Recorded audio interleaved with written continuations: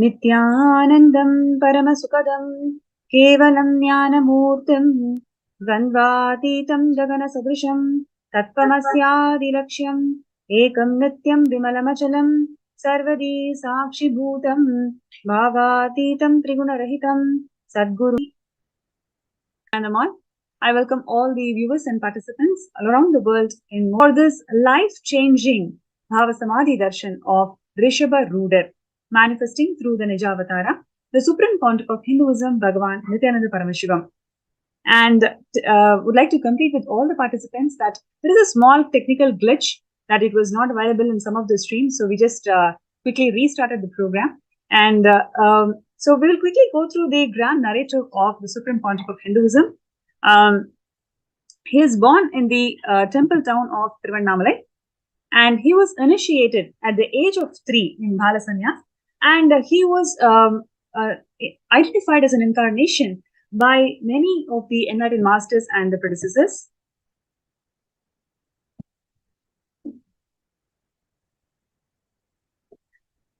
The coronations of the Supreme Pontiff of Hinduism over the years is being shown.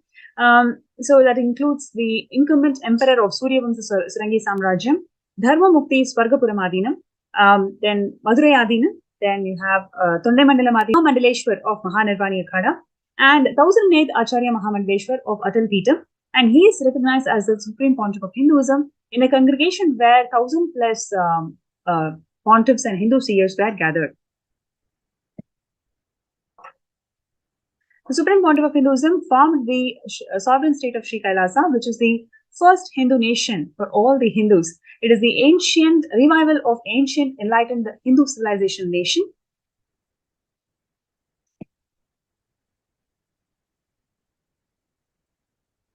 And what you're seeing here is a proud moment when all the Hindus rejoiced when the persecution that they went through over the centuries and the persecution that the Supreme Pontiff of Hinduism faced over a decade is brought to the international platform by the permanent ambassador of Sri Kailasa, presenting this whole thing in United Nations.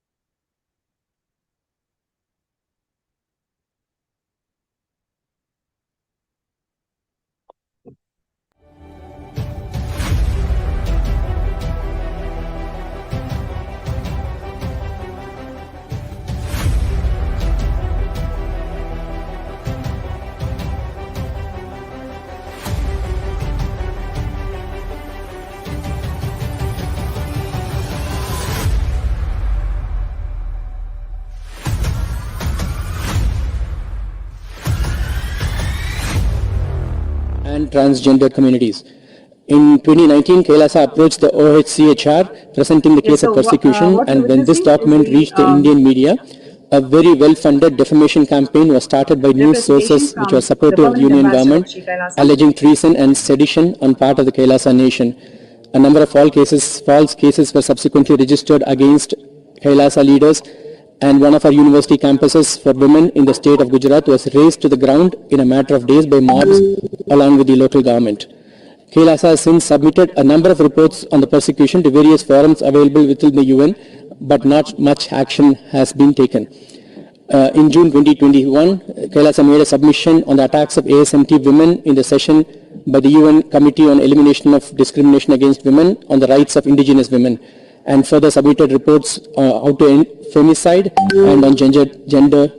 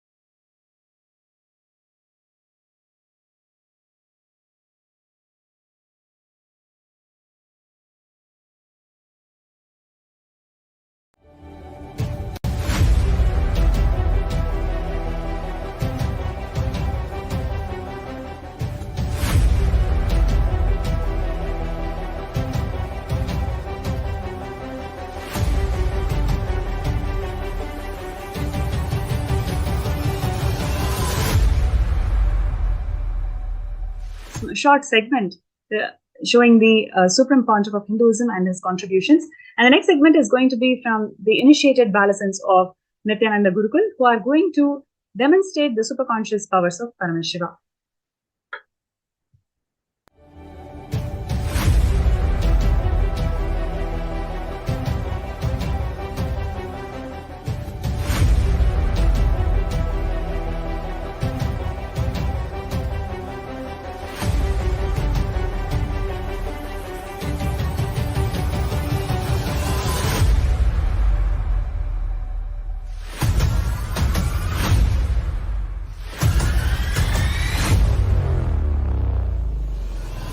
Whatever I shared till now, condensing the whole thing and reviving it as experience, starting from completion, unclutching,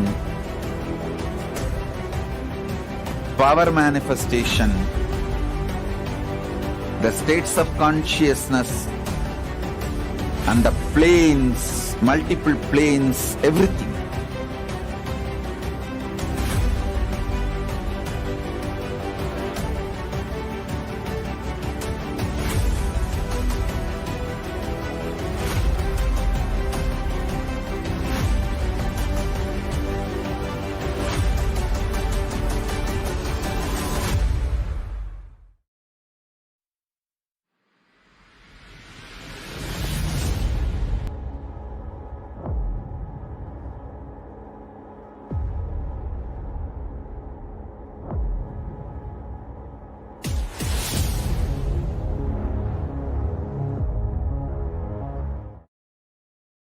Yes, Nityananda, let's now enter into the next segment of today's Bhava Samadhi Darshan, which is the segment of power manifestation. We, the Balasans of the Nityananda Rajavidya Gurukul, are honored and excited to have all of the participants with us live here today. And we are going to be your hosts in this power manifestation segment. My name is Manitya Yoga Pranananda, and along with me, I have Manitya Virijananda.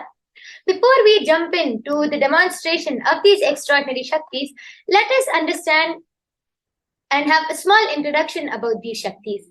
In the Vedagamas, the source scriptures of Hinduism, Paramashiva reveals in elaborate detail that every human being is hardwired to be able to manifest the 463 plus extraordinary Shaktis.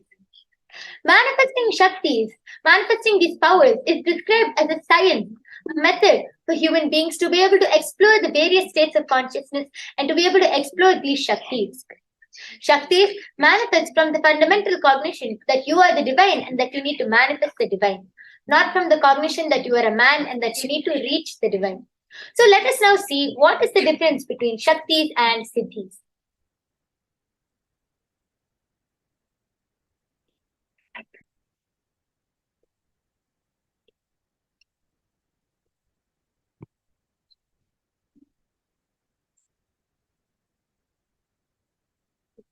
Yes. So, Shakti is expressed from the space of enlightenment. As a scientific, you establish a strong feeling connection with the Guru. And Shaktis are the source of enlightenment, whereas Siddhis are the powers that manifest from tapas or penance for enlightenment. And Siddhis are a part of enlightenment, whereas Shaktis manifest to ordinary human being in an extraordinary way just by initiation of an avatar, and Shaktis are permanent, whereas Siddhis are not permanent and may divert you from enlightenment itself. So let us now understand and how this science has been authenticated. Yes. This extraordinary science of power manifestation is authentic through 4 types of evidences, also known. First is the Shastra Pramana, which is the scriptural reference from our source scriptures. The next is the Apta Pramana, which is the experience of our Aptas, the rishis and scientists who have time tested and verified this science. The third is the Pramana, which is the experience of the Supreme Pontiff of Hinduism, our beloved Swamiji. And the last is the Pratyaksha Pramana, which is the scientific observation done on these extraordinary Shaktis. So let us now understand who is the source of all of these Shaktis and how they came to place. Paramashiva is the primordial divinity in Hinduism, the ultimate reality and cause which is self-effulgent, Swayam Prakasha, all pervading, unchanging beyond time, space, form, and causality. As a fundamental base of Avyakta, the unmanifest existence, and Vyakta, the manifest existence, he performs the Panchakritya, the 5 cosmic acts of Shrishti, their creation, Sthiti, sovereign rulership and maintenance, Samhara, regeneration, Bhava, pulling out of delusion, and Anugraha, liberating grace for all living entities in the multiverse. So, when every ultimate truth, jnana, is mapped into our consciousness, prajna, it starts manifesting as a power and a possibility for every being, prajnana. So, let us now watch a small video which explains about the science of initiation, the science of Diksha, how just with one initiation, by one look, touch, or word from the avatar, we can get in these extraordinary Shaktis. Transfer of spiritual energy by an enlightened being through look, word, or touch. The traditional Vedic book Navaratneshwara states, Sarva Samapi Dikshanam Muktihi Phalamakhanditam Avirodhi Kshatbhavantyeva Prasanyastu Muktayaha. The main benefit of all initiations is moksha, enlightenment. As a side effect, health, wealth, leadership, and well-being happen. And in Rudrayamala Tantra, Shiva says, Devi Diksha Vihinasya na siddhihi na cha sadgatihi tasmat sarva prayatnena guruna dikshito bhavet. The one who is not initiated does not attain liberation nor a better future. So by all efforts, one should get initiated by Guru. What is the science of initiation? Neuroscience has proved that the process of initiation floods the brain with energy. This is the superconscious energy of Kundalini, our own highest inner potential energy. As the Kundalini flows from the thalamus to the cortex, it sets up a powerful energy loop within the brain, which awakens the latent non-mechanical parts which we have never used before. With increasing levels of coherence, the whole brain comes alive, turning into a superconductor of conscious energies that heal, empower, transform our lives, bliss and fulfillment. Initiation creates high awareness, visualization, creativity. It also slows the aging process and improves the immune system. Kundalini awakening, healing experience, meditation, teleportation, materialization. Experience the power of initiation through a range of exclusive programs conducted at the ashram. Nityananda Dhanapeetham, Nityananda Nagar, Delhi, Bengaluru. Contact 97422 03311 82774 90091. Visit www.nityananda.org.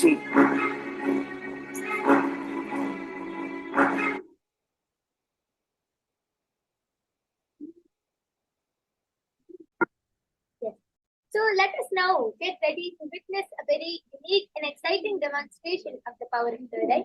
Let us now chant the Shastra Pramana for the power of third eye, which comes from the Vijnana Bhairava Tantra, Sutra 34. Kapalantarmanonyasa tishtannilitalochanaha kramena manasodaryat lakshaye lakshamuttamam. The translation goes, by fixing the mind on the inner space within the crown center and sitting stably without any movement, having the eyes closed in succession, by that stability of the mind and inner space, through the power of third eye, one directly sees the ultimate goal Lakshya, and by having the vision beyond the sight that reveals any object or place, attaining the space of oneness with the source Paramashiva. The next is the object power of third eye, which is taken from the Srimad Bhagavad Gita, chapter 11, verse 8. Sri Krishna beautifully says to Arjuna, Natumam shakyase drashtum anenaiva svachakshusha दिव्यं ददामि ते चक्षुः पश्य मे योगमैश्वरम्. The translation goes, but you cannot see my cosmic form with these physical eyes of yours. Therefore, I grant you divine third eye vision, behold my cosmic opulence. So in the Purana Bhagavad Gita, Bhagavan Sri Krishna initiates Arjuna the power of third eye. He beholds Sri Krishna's Vrishabhrudar Darshan, which is the vision of Sri Krishna's own cosmic form. In the 11th chapter of the Bhagavad Gita, which contains a detailed description of Bhagavan Krishna's cosmic form, is completely narrated by Arjuna as if he is Sri Krishna as his third eye. Yes. So the next is the Atma Pramana, which is the experience of the Supreme Pontiff of Hinduism. In Swamiji's own words, the first experience is that I was able to see everything around me, above me, and the whole 360-degree vision, the 10 directions, below me, everything. I realized not only I was able to see, I was able to feel and experience all of that as me. And the next is the Pratyaksha Pramana, the scientific experimentation done on the science. So you can see over here a diagram which is being projected, which shows the studies and compare the person activity of the brain in conscious and meditative states using the polyneuropathy, the PT. So when doing daily activity in the brain, while the third eye is located, and when in deep state of Samadhi, 90% of the brain is active. So with this beautiful understanding we get from the Savanas, let us get into the demonstration time. So without further delay, let us enter into the demonstration. Along with me, I have the surgical eye patches. As all of you can see, these are tested by the ophthalmologist and completely proven that no light can enter once it is placed on Mavarija's eyes, as it will completely stick around her eyes. So I am now going to be placing these eye patches on Mavarija's eyes, and then we'll be entering into the demonstration.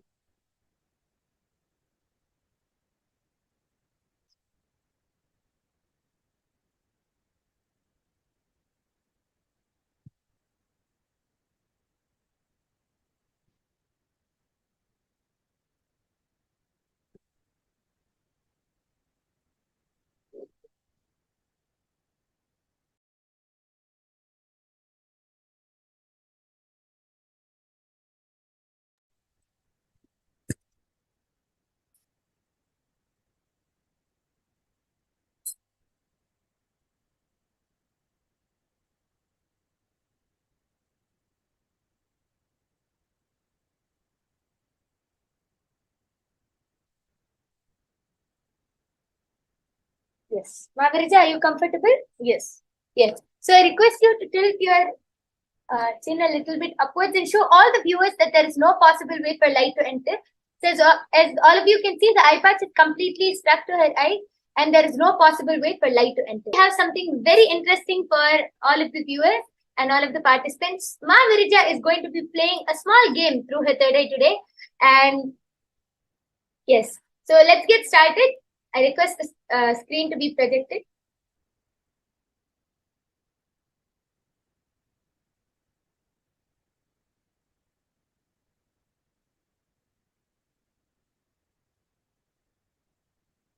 Yes.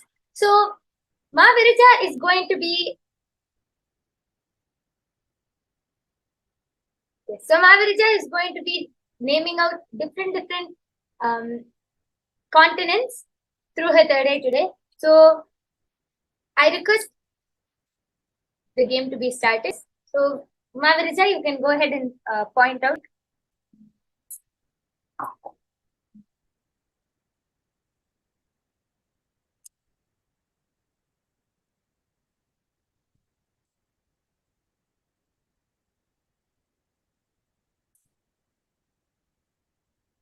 And meanwhile, I request all of the participants who are viewing, please go ahead and post your comments in the chat section below. You can post any of your comments in different languages, or you can post anything which you want Mavarija to read or write down, and she will be able to use her third eye and she will be reading out all of your comments. So I request all of you to please post your comments.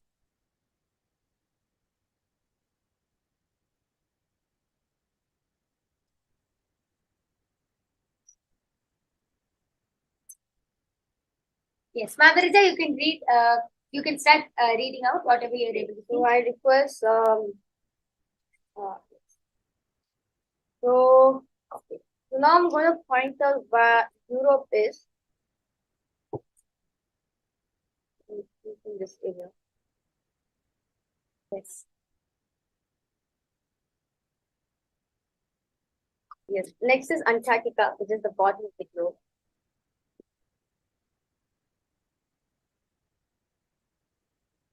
Next is North America.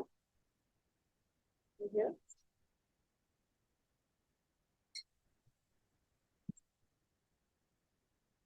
Next is Africa. Here.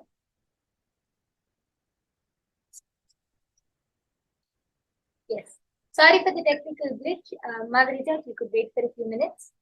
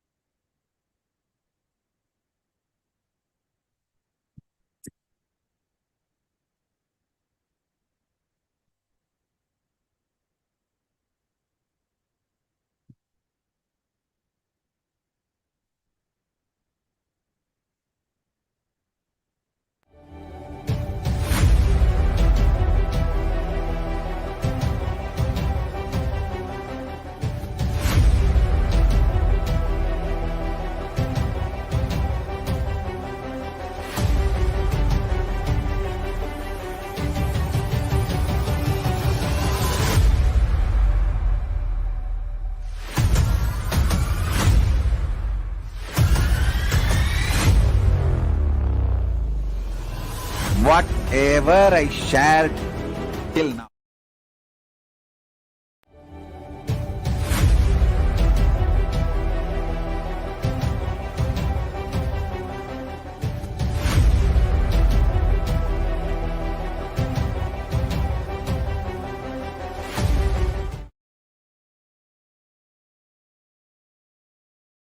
Yes. Sorry for the technical glitch. Margarita, you can go ahead and continue. And the next is Oceania.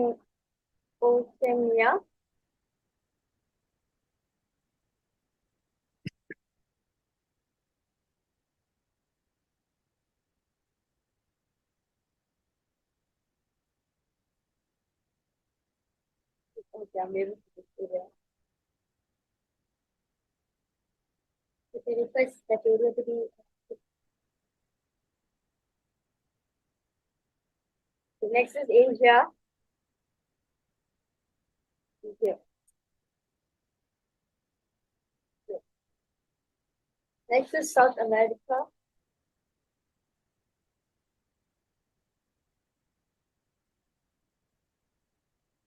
Yes, that was amazing, Margarita. That was a beautiful demonstration. So why don't we, meanwhile, I request all of the participants, please go ahead and continue posting your comments on the chat below. Yeah, and all of you can actually select any topic which you want Margarita to do. And you can see there are world flags, continents, earth, oceans, different topics on the screen. And I request all the participants, you can go ahead and choose anything. And you can throw a challenge with Margarita, and she will be connecting to Swamiji through her third eye by chanting the Mahavakya, and she will be manifesting through her third eye. So Margarita, you can go ahead and chant the Mahavakya 3 times. Connect to Swamiji in the space of oneness and start manifesting.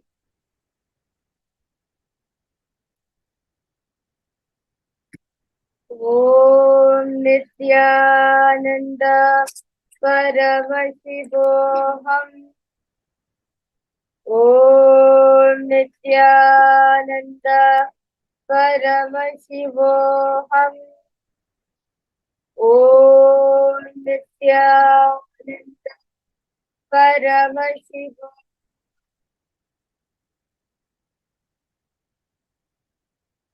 So I request the participants' comments to be projected on the screen. And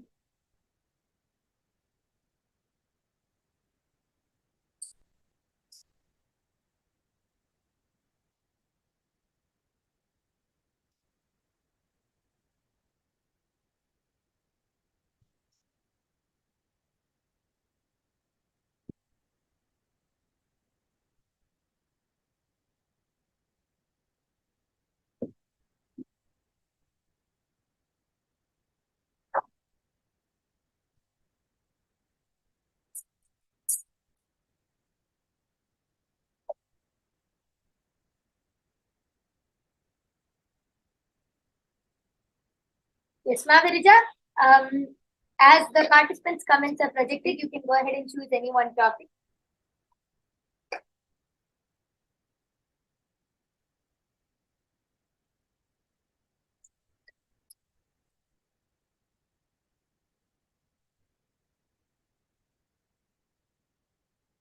Okay. Due to some technical glitches, we complete with all of the participants for the delay and for all the inconvenience. And this is what we wanted to demonstrate to all of you today, as all of you can see how beautifully Maharija was able to manifest and was able to even play a beautiful game through her third eye, just by connecting to Swamiji in the space of oneness. And with this, we would like to thank all of the viewers. Please stay tuned for the upcoming sessions, followed by the Bhava Samadhi Darshan of Bhagwan Vrishabhrudar, manifesting in the Nijavatara of the Supreme Pontiff of Hinduism, Bhagwan Nityananda Paramashivam. I will now be removing the eye patches from Maharija.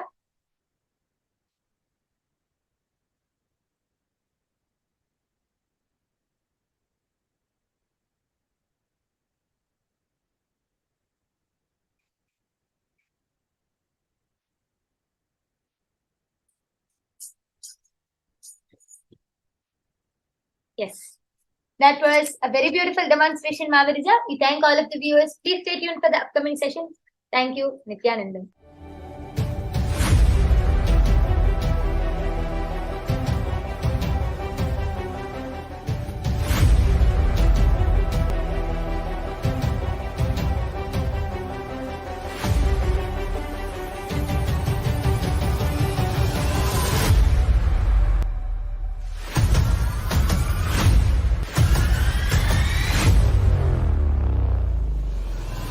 Whatever I shared till now, condensing the whole thing and reviving it as experience, starting from completion, unclutching,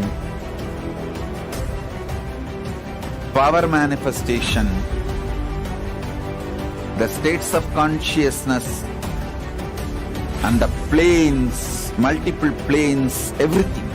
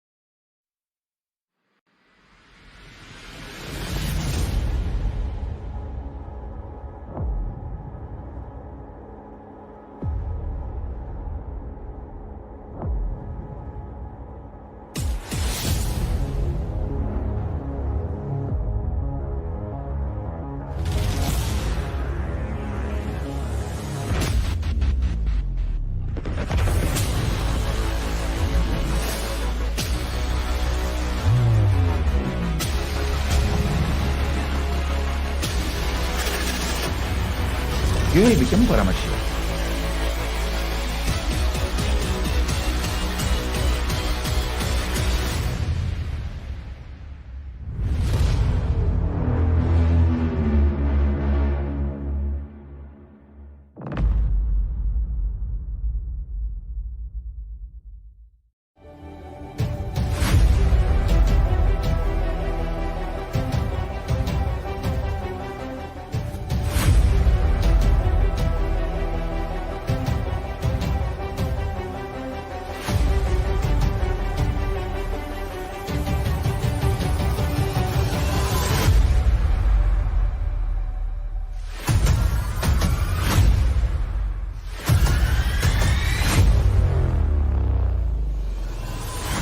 whatever I shared till now, condensing the whole thing and reviving it as experience, starting from completion, unclutching, power manifestation, the states of consciousness, and the planes, multiple planes, everything.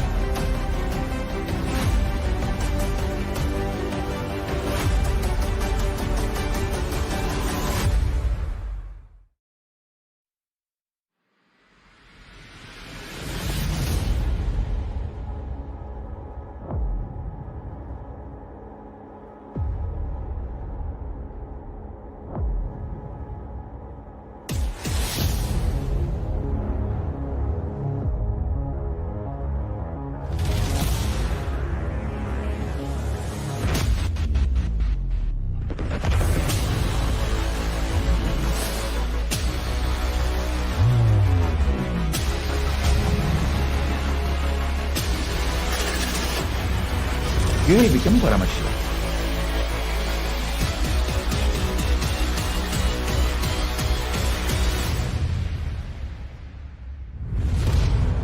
That beautiful segment of the power manifestation, let us move on into the next session and about what Bhagavan Vrishabhrudar stands for.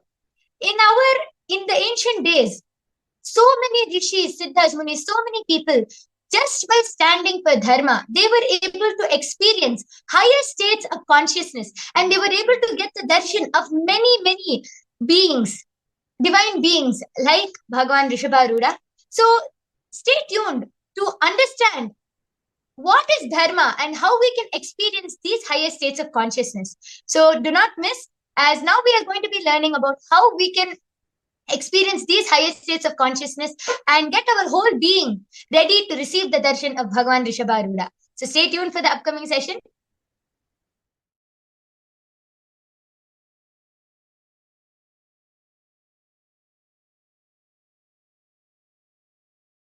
What is Dhamma? Understand? I am defining Dhamma. Dhamma is the law of life which flows into you as the natural existential experience without any necessary for a spiritual practice or understanding. Please understand. Dhamma is the natural flow of law of life, natural flow of law of existence, without any necessity for any spiritual practice or understanding. Understand these truths.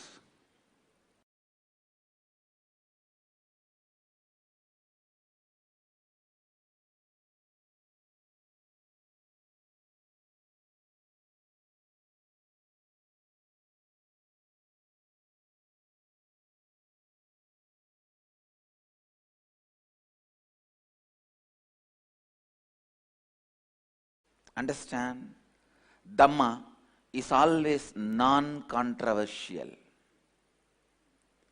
Please listen. Anything other than Dharma, anything other than Dhamma, always will leave some incompletion in you, some controversy in you. Dhamma is the one and only non-controversial flow of life, flow of existence. All judgments lead to more and more arguments, appeal. But all the solutions based on Dhamma leaves both sides complete. Please listen. Because Dhamma is the natural law of life, natural existence of life. Dhamma does not need any special spiritual practice, special spiritual understanding. It is just established on one truth. What you don't want to be done to you, don't do it to others. That's all.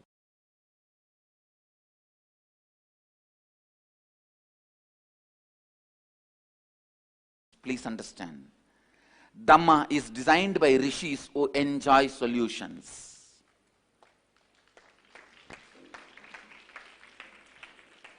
Law is designed by liars who always think I should keep a little gray area for me to exploit it later on. But Dhamma is designed by rishis who are interested in solutions.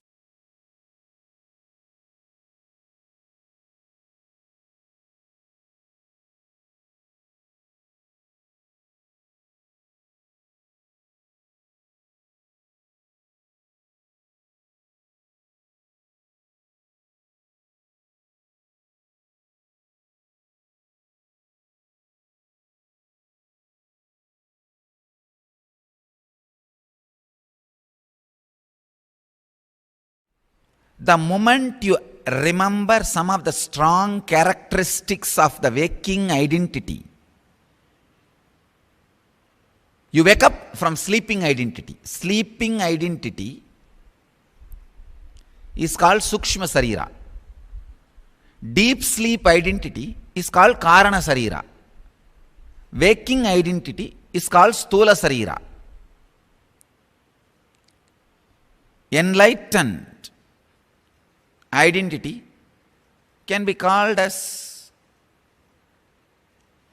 Jnana Sarira. We can give our own name, Jnana Sarira.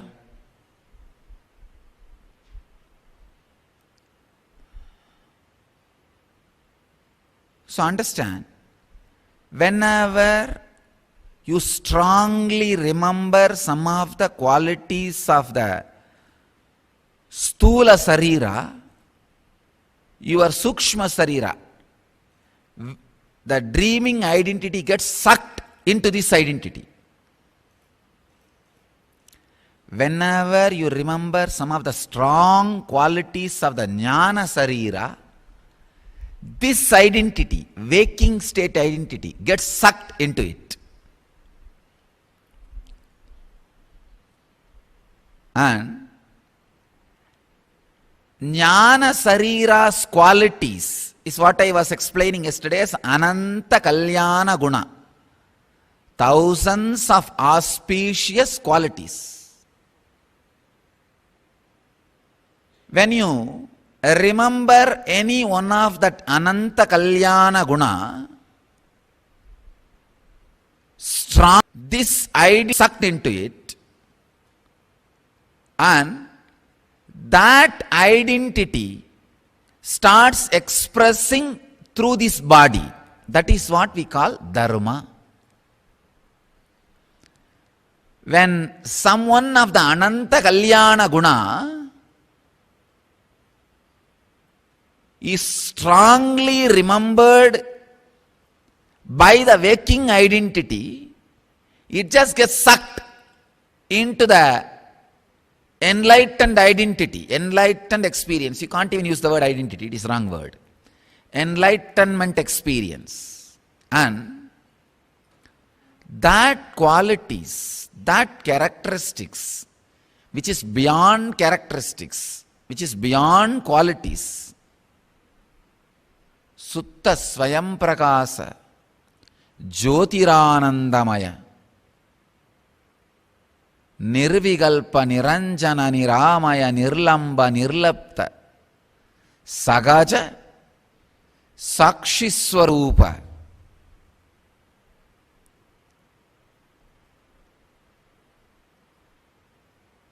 Santa, Saum, Sattvadita. These are some of the Ananta Kalyana Gunas. that starts oozing out, pouring itself through the identity which got sucked into that experience. When that experience oozes through the identity which was sucked into that experience, whatever way it oozes out is called dharma.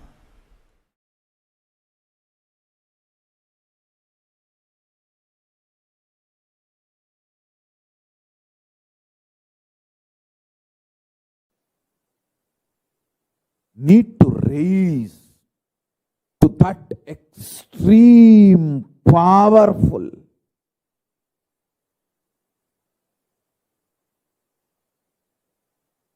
intelligent, aware,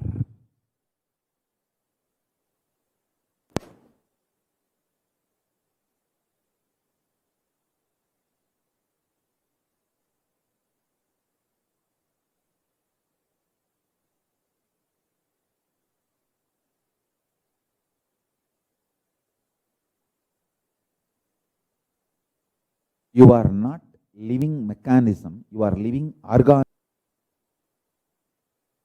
Listen carefully. See, you have various internal organs: heart, lungs, brain, stomach, intestine, liver, kidney.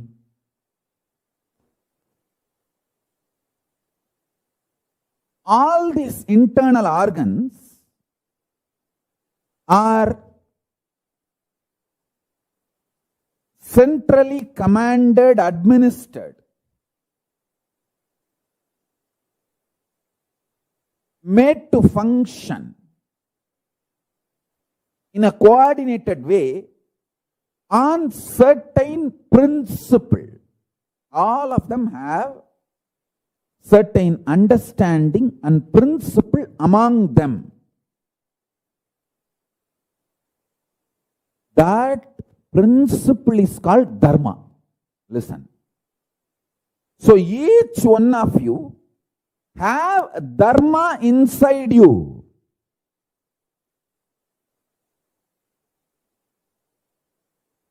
Just if you do little research,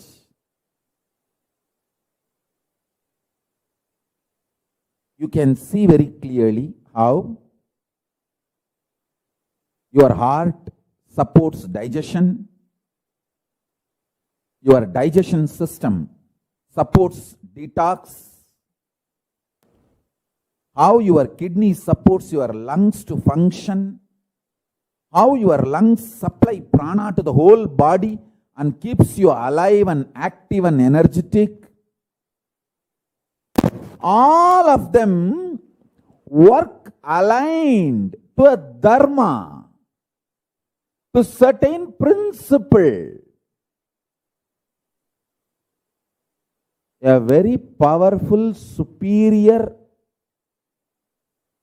independent intelligence is responsible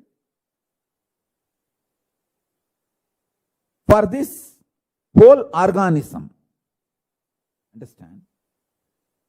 If you can just sit unclutched, you will understand that dharma. You will be able to decode the software on which you are functioning. You can see the software,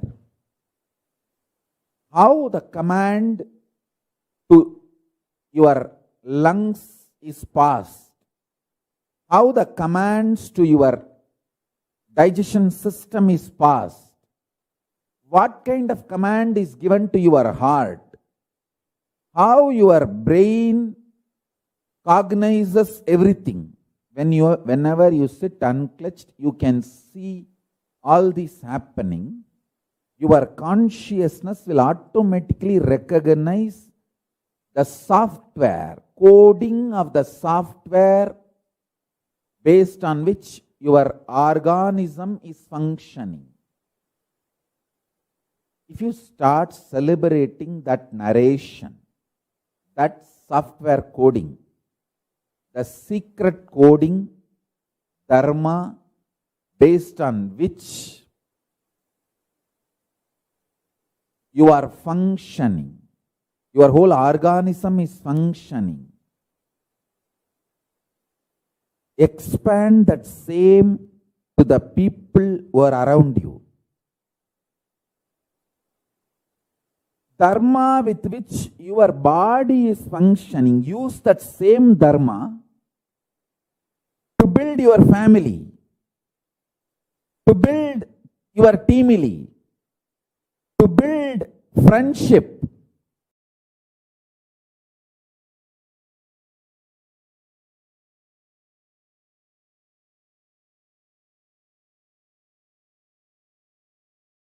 If you know your dharma, you will use the same to build your teamily. You will know exactly with whom you should inspire, who should be given fear, who should be given greed, who should be given inspiration, who should be given love.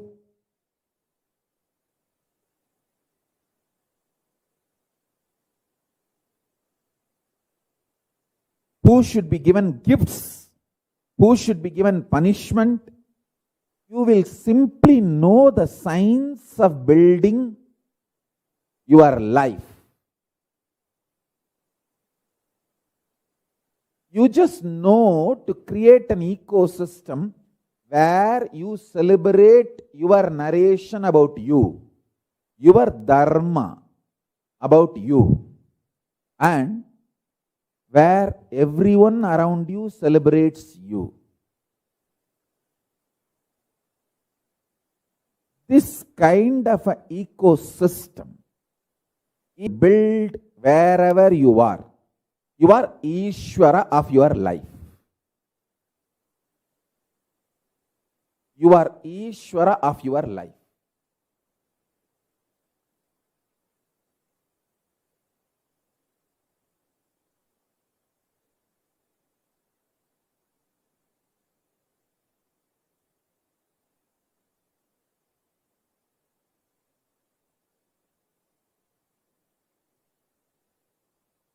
If you know what is the code, what kind of a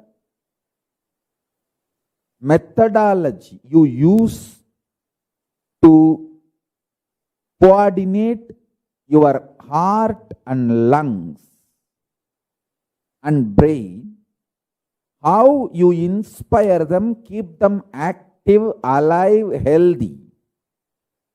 You will simply know how to keep your business and family active, alive, healthy.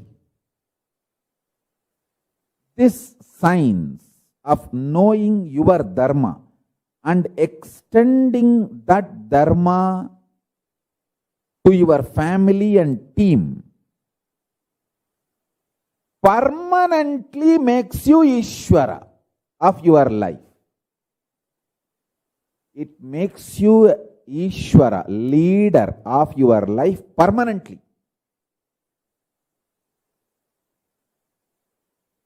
I ask you to practice unclutching, so you just know how everything happens inside you. You will know the secret software coding of your organism. That is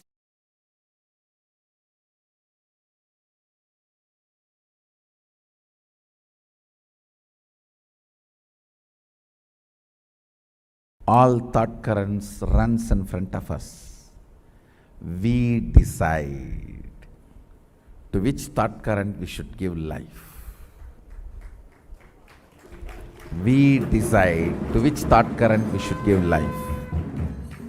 Be adult and give life to the thought current which will give life to you. Understand, for anything you give life and that gives life to you is dharma. Dharmo rakshati rakshitaha means, the statement has two meanings. One, If you protect dharma, dharma will protect you. Dharma is which protects you when you protect it. It is definition of dharma also. It is not only the quality of dharma explained, it is a definition of dharma also. Understand? The word dharmo rakshati rakshitaha means when you protect it, it protects you. And definition of dharma is when you protect, which protects you only is dharma. When you give life to a thought current and that thought current brings life to you, that is dharma. That is the right thought current. If you give life to the negative thought current, that is not going to bring life to you. It's going to kill you, destroy you. If you say, oh, I am a failure, 10 years I am here, nothing could be done, and let Swamiji, you don't have to sacrifice your seat and behave like a sacrificer. If you give life to this thought current, it's not going to give life back to you. So it is not dharma. You are giving life to adharma. Any to it and it gives life to you, that is dharma. Instead, if you give life to, yes, I may not be completely as Swamiji wants, but surely a lot has happened. I am going to make it happen, keeping Swamiji's vision continuously. I am not going to waste time and energy and life in empowering the wrong thought currents. I am going to empower only the right thought currents, which is going to give life. So when you empower that and that gives life to you is dharma.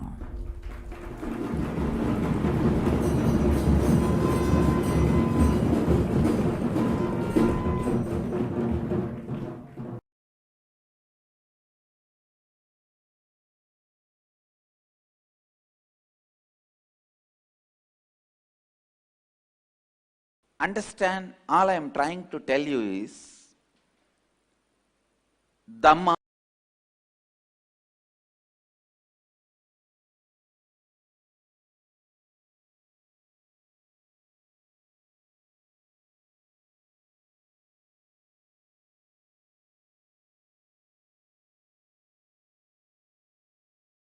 Understand, all I am trying to tell you is Dhamma is the natural flow of law of existence. And in your life, if you start aligning your inner being to Dhamma, you won the game. You won the game if you align yourself to Dhamma. You won the game if you can bring yourself to Dhamma. The whole completion process is just bringing yourself to a space where you experience constant Dhamma in the life. The complicated mental setups which does not let you realize Dhamma, burning them is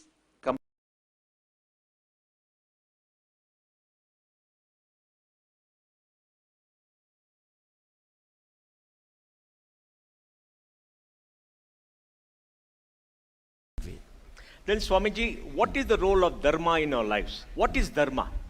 How do you define Dharma? And how did it come into being? How does it exist? How should we look at Dharma in our day-to-day life, in our extended life?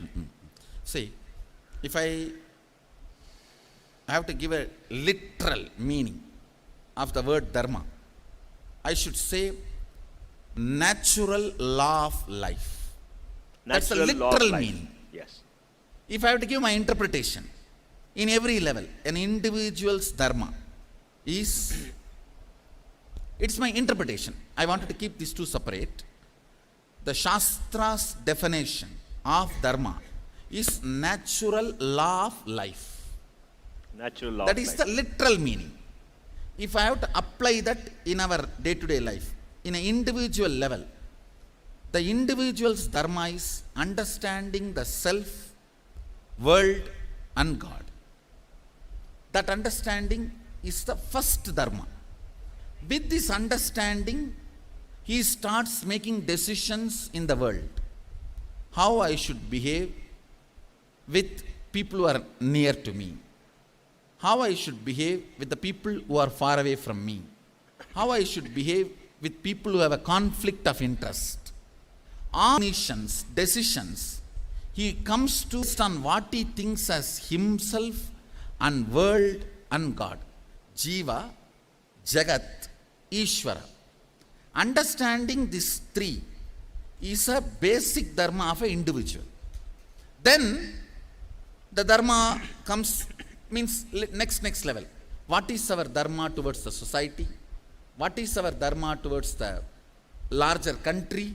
What is our dharma to our own clan? For example, doctors.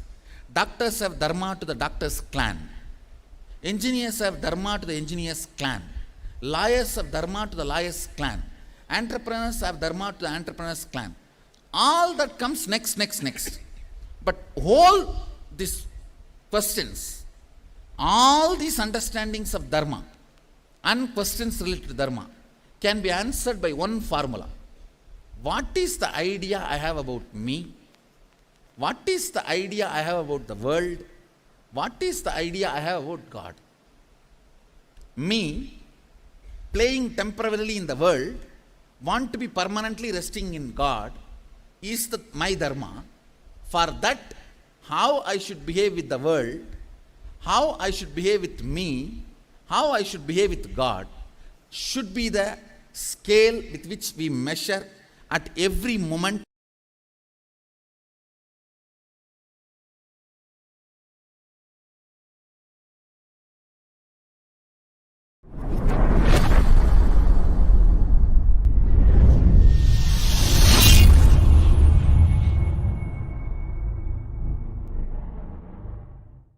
I invite all of you to get involved and enjoy Hinduism by the principle of Dharmo Rakshati Rakshitaha. When you protect Dharma, Dharma protects you. Dharmo Rakshati Rakshitaha. When you protect Dharma, Dharma protects you. So, I can see in front of my eyes the Kailasa, Hindu nation manifesting beautifully the Hindu parliament system, the Hindu judiciary system, the Hindu administration system, the Hindu governance system, which we were working for last 26 years sincerely to revive, is getting revived and happening. I'm so happy with this whole revival happening.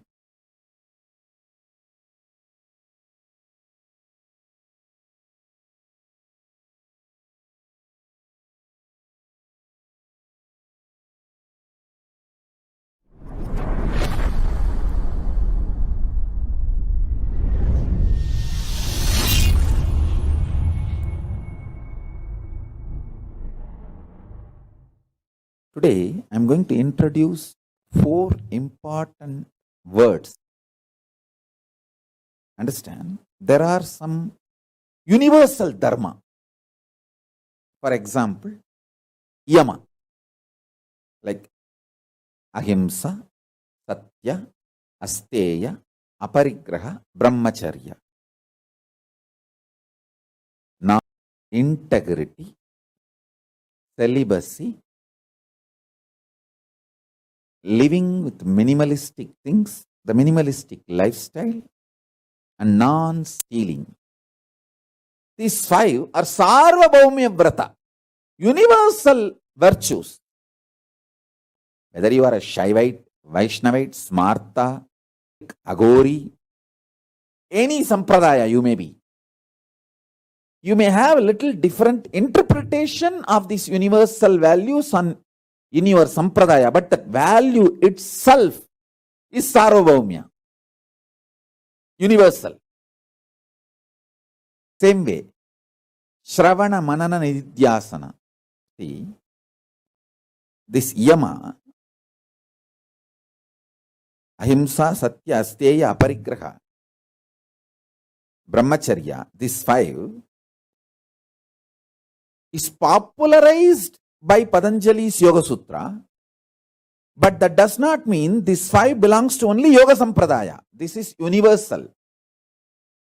In Agama also, if you go to Agama, you will see the same yama. Maybe that's all. Different wording, that's all. And you go to Tantra, you will see the same 5 with maybe little different definition, that's all. If you go to Vedanta, you will find the same.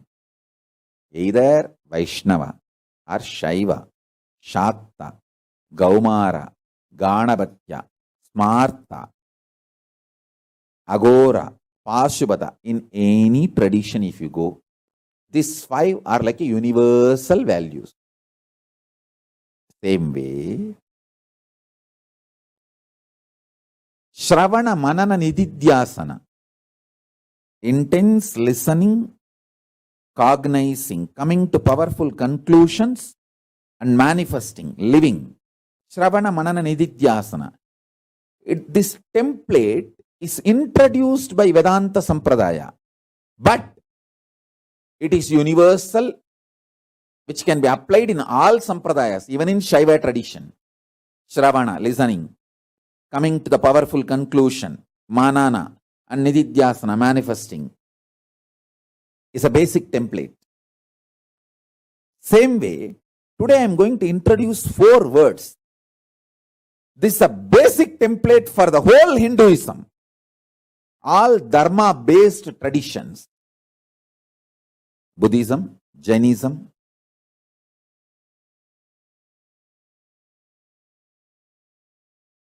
all dharma-based traditions,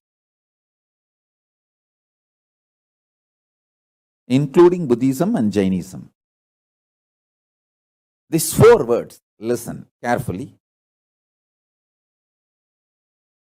Anavopaya. These 4 are independent methodologies for liberation, enlightenment, or solution for any problem. They both are not, these 4 are not leading one to another. No, independent. Anavopaya, Shaktopaya, Shambhavopaya, Anupaya. These 4 words, listen. Don't think Anavopaya leads to Shaktopaya. No. Shaktopaya leads to Sambhavopaya. No. Anavopaya is different, separate. Independently, it can lead you to enlightenment from beginning to end. Shaktopaya is separate. Independently, it can lead you to enlightenment from beginning to end. Shambhavopaya is separate. It can independently lead you to enlightenment from beginning to end. Anupaya is separate. It can lead you to enlightenment from beginning to end, independently.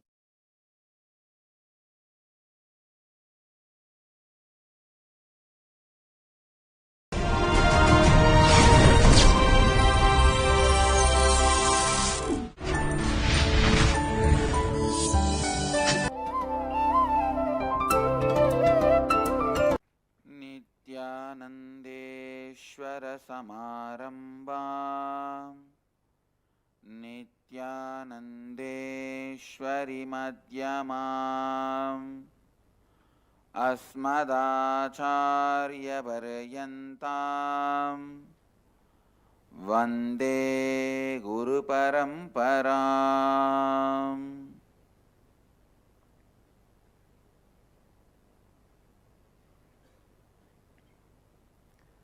I welcome all the devotees, disciples, Samajis, Satsangis, Srimahans, Mahans, Kotaris, Tanedars, for sitting with us all over the world through Nityananda TV, Sadhana TV, and two-way video conferencing, having Nayanadiksha all over the world. Cities sitting with us, through two-way video conferencing, having Nayana Diksha, Singapore, Singapuram, Toronto, Kailasam, Kuala Lumpur, Parani, Oklahoma, Somanatham, Ohio, Prayag, Bangalore, Basaveshwaranagar, St. Louis, Festus, New York, Varanasi, Indrani, New Jersey, San Jose, Madurai, Phoenix, Kanchipuram, Toronto, Kailasam, Houston, Kalahasti, Nityananda University, Los Angeles, Seattle, Chidambaram, London, Kashi, Muktananda, Seattle, Nityananda, Nagara, Bididi, Netherlands, Atlanta, Georgia, Belgium, Dhyanapeetam, Austin, Hyderabad, Gupta Kashi, Jorpati, Nepal, Scottsdale, Arizona, Port Washington, New York, Hebal, Bangalore, Tirunelveli, Dhyanapeetam, Warrington, North Carolina, Jorpati, Nepal, Scottsdale, Hyderabad, Gupta Kashi, Austin, High Point, North Carolina, Philadelphia, Belgium, Dhyanapeetam, Nityananda University, Paris, Tallahassee, Florida, Winston-Salem, North Carolina, Oman, Sivagangai. I welcome all of you with my love and respects.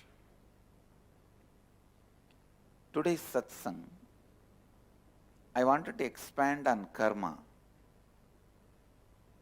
8th day of the inner awakening, all of you are going through the completion with yourself and completion with others. Completion with yourself and completion with others.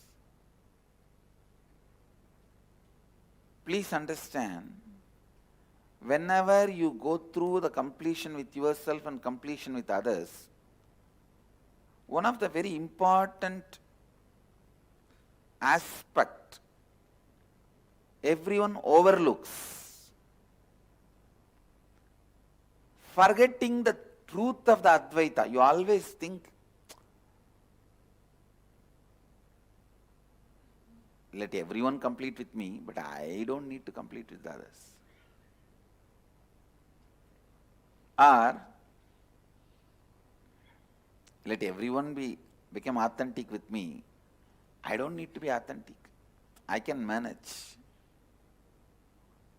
Please understand, your arrogance which makes you believe you can manage the natural law of life itself is called karma. Your arrogance which gives you the belief you can manage the natural law of life is karma. Authenticity is natural law of life. You can never manipulate it. You can never manage it. You can be managed by authenticity. You should be managed by authenticity. Why we try to manipulate dharma, law of life? Because we feel at some part of us we cannot change. We feel it is impossible for us to transform. Some habits, some patterns, you feel you can't give up. So naturally, to convince yourself it is okay, you need to manipulate dharma. For example, if you can't live the life of a sannyasi, celibate, then just manipulate the dharma saying, okay, it's okay, this is also okay. If you are unattached and live grihastha life, that is also okay. But if you are unattached, then why are you going to live there? Now I am not saying give up the grihastha life and become a sannyasi. All I am saying is at least be very clear where you are powerful, where you are powerless.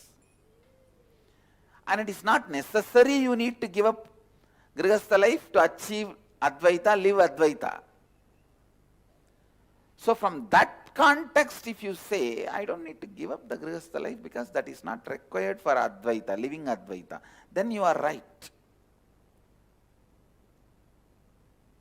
But if you say, no, without attachment, if you live there, that is also okay, then you are manipulating dharma. Please understand. If you can't get up early morning for yoga, naturally you start manipulating. No. That and all is not required for me. Just if I mentally align myself and remember God few minutes, He will immediately land on me and support what is there. Unnecessarily waking up in the early morning, bending the body this side, that side. And if I just remember, that's all, that is enough. This is manipulating dharma. Understand? Actually, waking up early morning is not necessary for Advaita. It is a support, but not a compulsion to live Advaita. From that understanding, if you think, then it is okay. Listen. You may ask, what is the difference between these two thought currents? When you understand what is necessary and what is not necessary, you never fall into powerlessness. But when you think something is necessary and not able to do, you fall into powerlessness. Only the fellows who fall into powerlessness manipulate dharma. Trying to manipulate dharma is karma.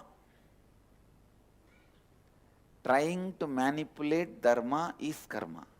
Understand? If you know thoroughly, you have to get up early morning for living Advaita. If you can't get up, the right thing to do is completing with the pattern you are not able to get up and making your body and mind fresh, alive for you to wake up early morning. That is the dharma. But unfortunately, if you learn to manipulate even one step of dharma with the wrong reason, I tell you, after that dharma can never enter into your life. Because you know how to manipulate every rule. Simple understanding. Integrity with the time. For living Advaita, integrity with the time is necessary. That is not option. If you tell 6:30 you will be there, you have to be there, or you have to inform them ahead, at least before 6:29, that you will not be there at 6:30. So integrity with the time is a compulsory for living Advaita. But when you can't maintain this integrity with the time, and you start manipulating within you and without you, means inside you and outside you, both. No, that and all is for initial level people, not for everyone. That is not required. It's okay. Once you manipulate yourself, convince yourself that integrity with the time is not required, the moment you convince yourself, be very clear, you entered into the pattern of karma. After that, within 3-4 months, you will convince yourself with all types of manipulation, authenticity is not required for you. You will convince yourself non-violence and cruelty-free lifestyle is not required for you. The ability to manipulate dharma, the mental setup of manipulating dharma, I tell you, that is the most dangerous pit a human being can fall. That's the most dangerous drainage a human being can fall. I tell you, I have to look at the stark reality.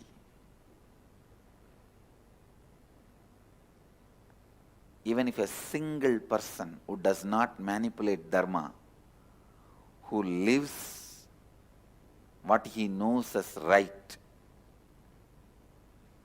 is enough for me to run my Sangha.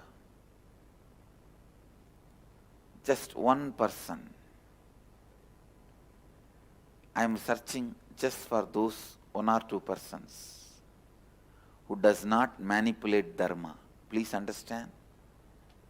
Lives what he knows is dharma.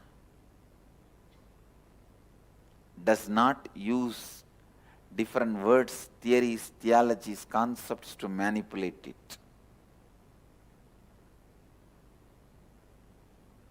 I am searching just for those one or two diamonds. Of course,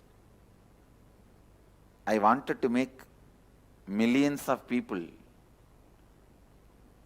I wanted to make is different, but still I have not got even one is the truth. Who does not manipulate dharma in his thinking. There is no blind spot in his thinking. If he knows right, he does it. If he does not know, he knows it is not required. If he does not get up in the morning and come for yoga, he knows it is not required.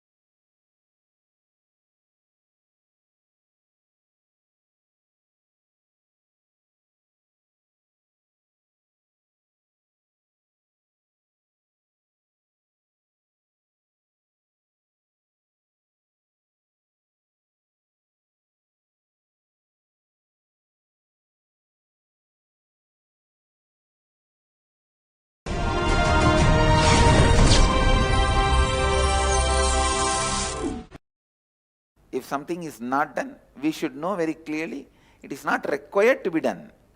But if we are sure it is required, no question of manipulation or compromising. You know it is required and you manipulate, compromise. That is what I call karma, blind spot. The pattern of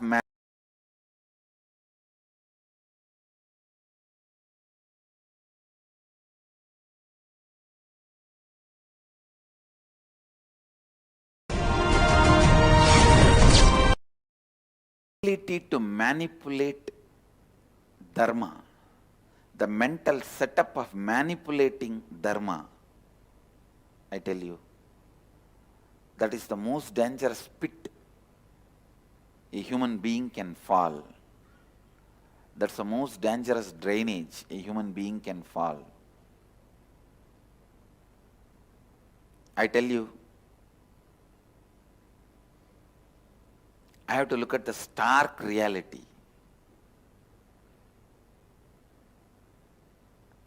Even if a single person who does not manipulate dharma, who lives what he knows as right,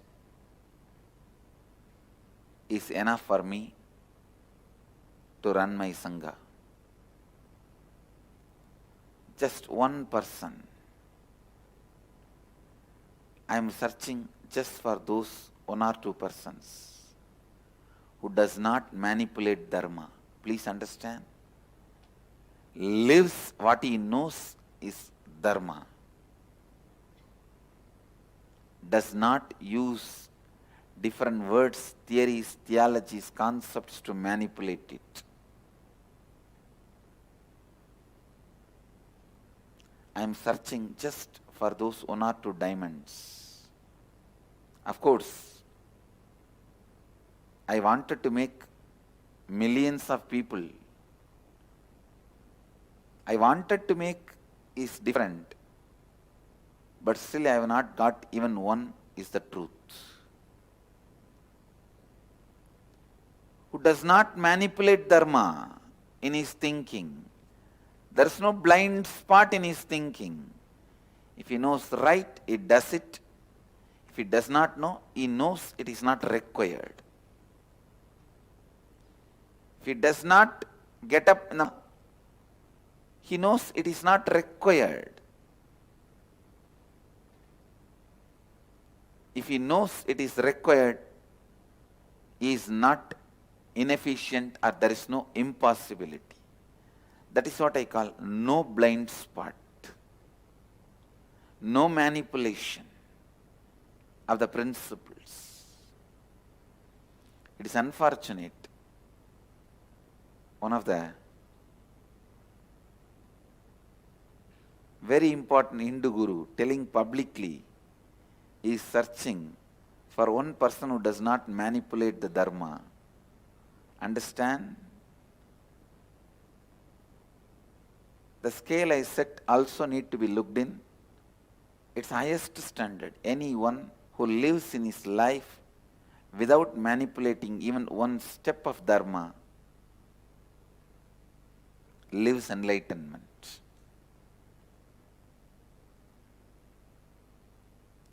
The whole effort in my Gurukul I am doing is create at least few thousand beings who don't manipulate dharma.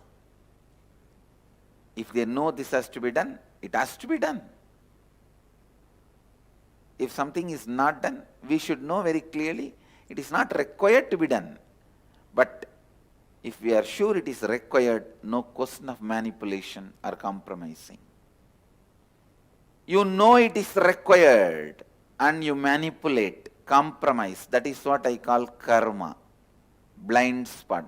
The pattern of manipulating and compromising with the life of Advaita is karma. The pattern of coherently vibrating with the Advaitic thinking, being in sync, synergetic with Advaitic thinking is what I call dharma. Who knows the dharma and do not compromise, do not manipulate it,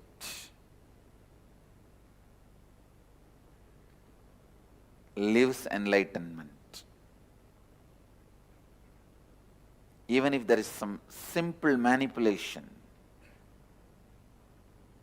you are a Mahant and your Tanidar is supposed to come for a meeting and you missed integrity. You came 2 minutes late and you thinking, oh, he's after all my Tanidar, why should I need to complete with him? Be very clear, that is manipulation. Manipulation using your position. You forget your position as a Mahant itself came to you only because of your integrity, authenticity, responsibility and enriching. But after you sit in that position, not living the dharma, manipulating and compromising is what I call karma. I gave you one example. Even if you are in your office, you are a CEO and in a meeting, your junior most staffs, everyone has to come around 10 o'clock. You came 10 to, they were all waiting and you don't care about 2 minutes. Why should I apologize to them? Why should I complete with them? After all, they are my junior most staff and I pay them. Understand, you may be paying them, but you have no right to manipulate the law of life, the words you gave and your integrity. Integrity, authenticity, responsibility and enriching. These four are dharma which can never be manipulated or compromised. Any manipulation or compromise done in these four principles is karma, please listen. If you are inefficient, if you are incompetent,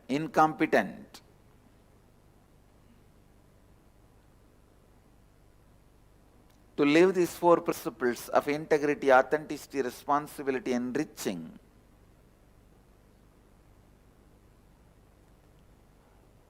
work on completion and make yourself competent. Work on bringing more and more understanding, make yourself awakened. But don't learn the mental setup of manipulation and compromising. I tell you, once you learn not to complete with your tanedars and miss your integrity with your tanedars, it won't take too much time for you to cheat the Sangha, do Sangadroha, or Dharmadroha, or Gurudroha itself, or destroying your own self. It won't take much time. Degradation happens in the speed of snowballing. Spiritual growth happens in the speed of trekking on Mount Everest. Understand? Spiritual growth, following of Dharma, happens in the speed of trekking in Mount Everest. Degradation happens in the speed of snowballing. The moment you start in your integrity, that pattern is what I call karma, and it is most dangerous. Please understand. A person who comes late 2 minutes to a meeting and does not complete with the whole group will not take too much time to commit a murder. Please understand the stark reality. If you know how to manipulate yourself and compromise, not bother about your integrity, with the time just coming 2 minutes late and not bothered about completing because they are all people working under you. If you don't bother about your word and your integrity in that small action, for you to kill somebody, do a murder, it won't take a long time. You may not be doing it because you don't need. You may not be doing it because of the fear you will be put in the jail, not because of the principle of Advaita. Understand? Even why you don't kill somebody, why you are not violent, even those things should be from the right context, not because you are going to be put in the prison. Then if you can cheat the police and prison, you will do anything you want. That is not the living Advaita. That is not living Advaita.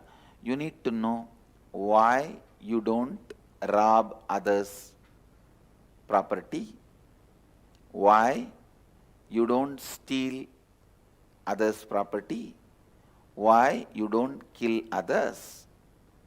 All these basic questions about life should be answered from the Advaitic context. I don't kill other person because he is my own extension. I don't steal others' property because I don't need. Everything is mine. There is no such thing I need to steal from him for me to enjoy.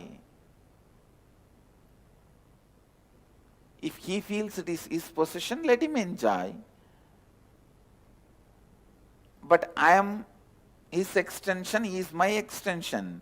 Even if his tongue is enjoying that, his body is enjoying that, it is nothing but my own extension enjoying. Having clarity about even all your righteousness is dharma. Why you are vegetarian? Don't say because you are born and brought up in that family. Don't say because you don't like non-vegetarian food. All that cannot be dharma. You don't want to be cruel to an animal which has developed a biomemory to feel the pain. Any species which has developed a biomemory to feel a pain, I should not be hurting it because they are all my extension. This clarity, with this clarity, if you are living a vegetarian lifestyle, it is dharma. No, non-veg, for non-veg, you need lot of land. For non-veg, you need lot of resources. But for vegetarian food, it is very easy to grow. Then your vegetarianism can be called as a good economic decision, not dharmic decision. All your virtues should be dharmic decision. Sit and think through your whole life. Let your whole life be aligned with dharma. Whatever species exists on the planet Earth, they all have a right over the planet Earth just like we have a right. We don't have a right to vacate them from the planet Earth just because of our whims and fancies. No.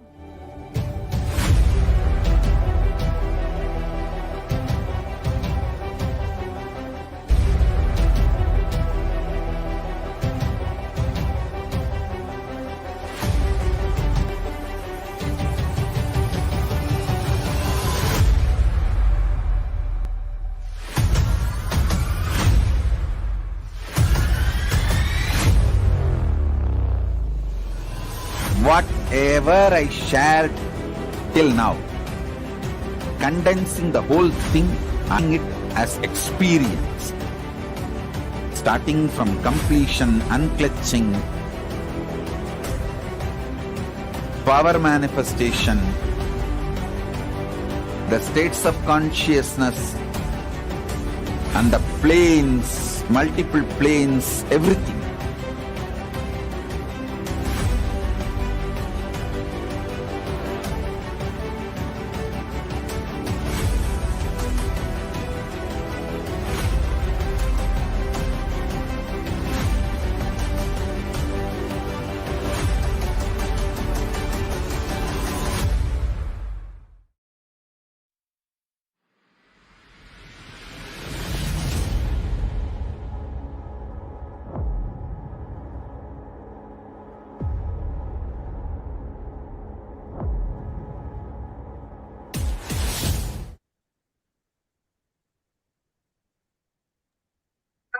Yes, Nityanandamon.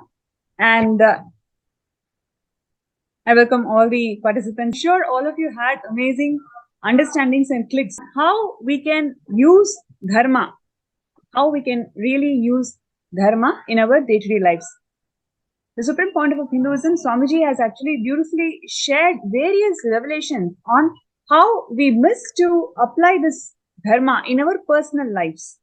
Whether it is coming to office on time or giving the words, especially the words that we give to ourselves and the whole world. What is that is holding us all together, right? So, how these words that we tell to ourselves and the world, how it is so important to maintain the integrity of that. And many times we compromise that integrity and we just casually move on.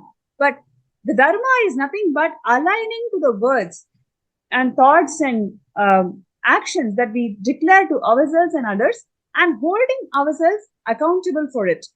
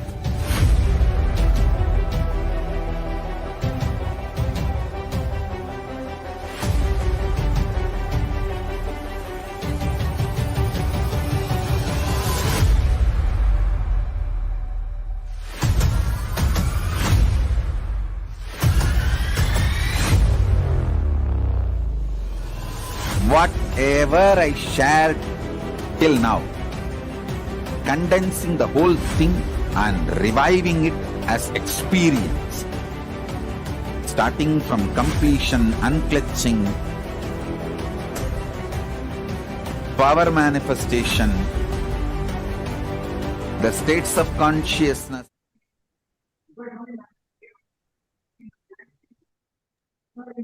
Yes, sorry for the technical glitch, and let us get ready to do a short internalizing exercise which will help us to understand and realize how in so many places, right, especially all of us are getting ready to be able to attend the Oham program of Kailasa, the Sarangapita Ejman. So these goals which many of us are already working on, and how this short internalizing exercise can really help us to manifest the reality. Let's get into it. So joining with me is Sri Amritayam, who is also going to guide us all into this beautiful internalizing exercise. Yes, Nityanandam. Yes, so really, we understood, the different flavors, of, the dharma, and it's very easy, for us to manipulate yourself and compromise, our integrity to what we want, and really many of the times.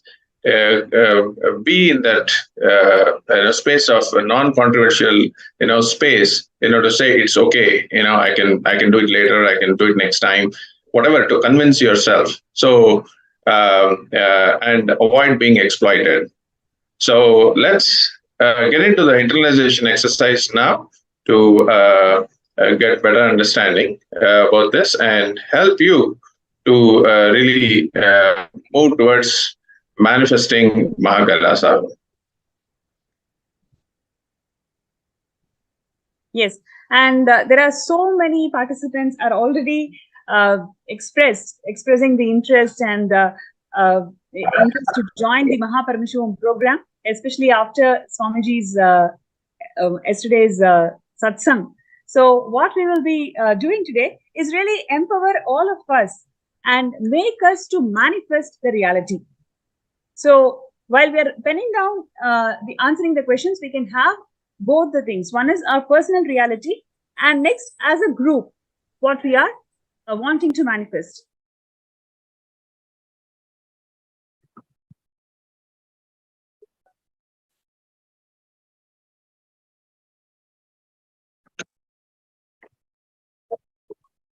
So it is so important also, while each one of us are working towards becoming founding fathers of Kailasa, the bringing integrity to that desire and aligning all your actions towards that. So we're going to be doing a short exercise on this. So in the first step, pen down 5 things that you have compromised integrity recently. As recently as yesterday, a week ago, a month ago, very recent, where you wanted to do some things, you gave words to yourself, you gave words to others, you just compromised your integrity recently. Yes. So it can be, the words that you gave, you would turn up for the party and you've not turned up. And the words that you gave to your, subordinates, saying that you will check the email and respond, but you have not responded. Or even, when the program was announced, Mahaparameshwaram, when it was announced, immediately you would have thought, yes, I want to do it. But over the time, because of some impossibilities or some places where you believe that you cannot do it, you just dropped that desire. So like this, either it can be a desire that you wanted to manifest and you just left it, or the words that you gave to others, which you did not hold yourself accountable to integrity. So let's take a few minutes to pen down those 5 things that you had compromised recently.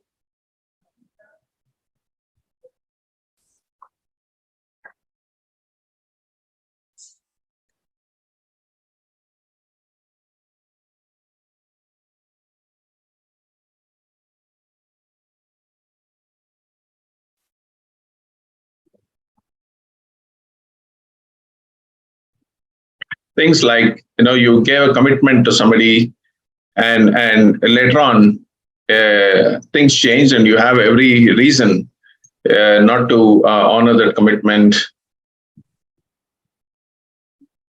Things that you feel, it is okay, for me to do it later, not this time, and compromising the integrity, pen down all those.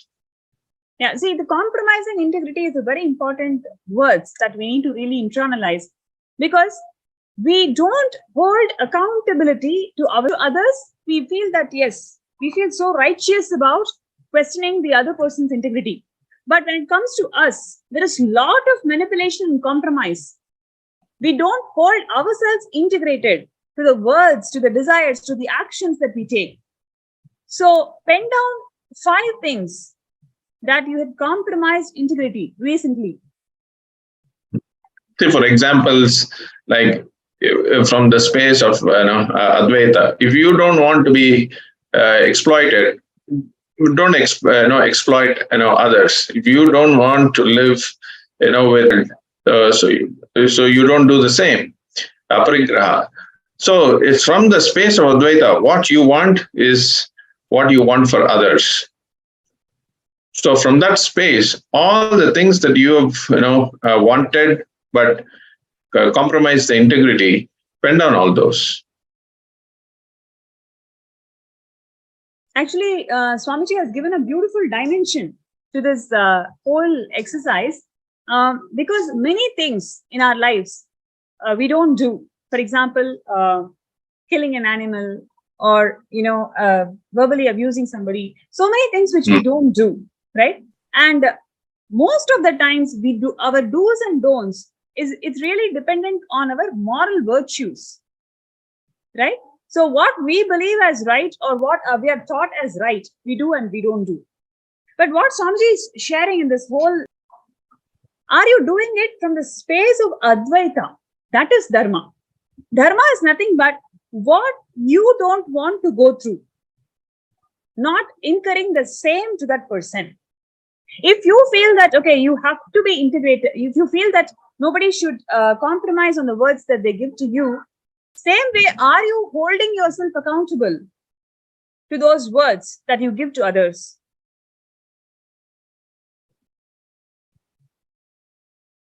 Yes, another example can be example that maybe is eating vegetarian, but you may have, you may say you're brought up in, a family, eating vegetarian food, but not eating, the animal which has developed a biomemory, that feels pain. From that space, when you start doing, it would be from the space of dharma.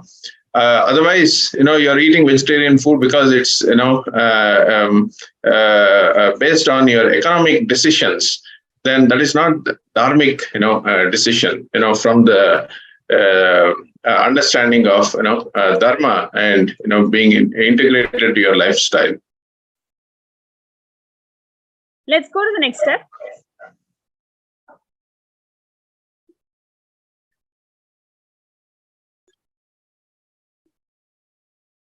Now, you have penned down the places where you have compromised integrity. Now, how many of those things you compromised integrity because you feel you can compromise and manipulate? It's a very important and very subtle thing. Okay, now you've penned down 5 to 6 things where you have compromised integrity. Now, really look in and see, in all those things, in how many places you feel justified, in how many places you feel that, yes, I can compromise. I don't need to be accountable for it. I mean, I have done my best. I could do what I could do. So like this, have you compromised? Have you justified your non-integrity? How many places you are justifying, you are manipulating, you are compromising your own integrity? Yes. So if you felt you're supposed to be in a place at a certain time for a meeting. If you are 5 minutes late, 10 minutes late, you have all reasons to manipulate the situation and compromise your integrity through justification than being there on time. So compromising the integrity of your words, of what you commit. So pen down those, how you compromised and manipulated that particular situation. See, for example, many of you would have filed your intentions and registrations for Mahaparamashivaham or being part of Sarvangapita Yajman. You know the actions that you need to take. And for some reason, if there is a time delay for it to manifest, you being okay with it. You saying, okay, what if I don't attend Mahaparamashivaham now? I can always attend it next year. So there, catch yourself that you are actually compromising on your integrity. You have made an intention to attend for December, but somewhere you compromise feeling that it is okay. What to do? I have done my best. If Swamiji wants, then I'll be able to attend. So these are the words that we give to ourselves and others, and compromise, and don't hold ourselves accountable for those words that we give to ourselves.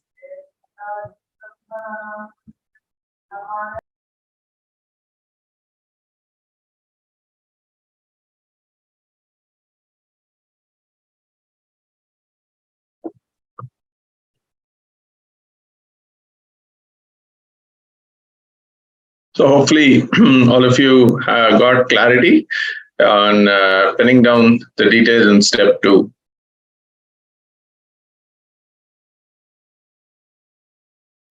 Let's go to the step 3.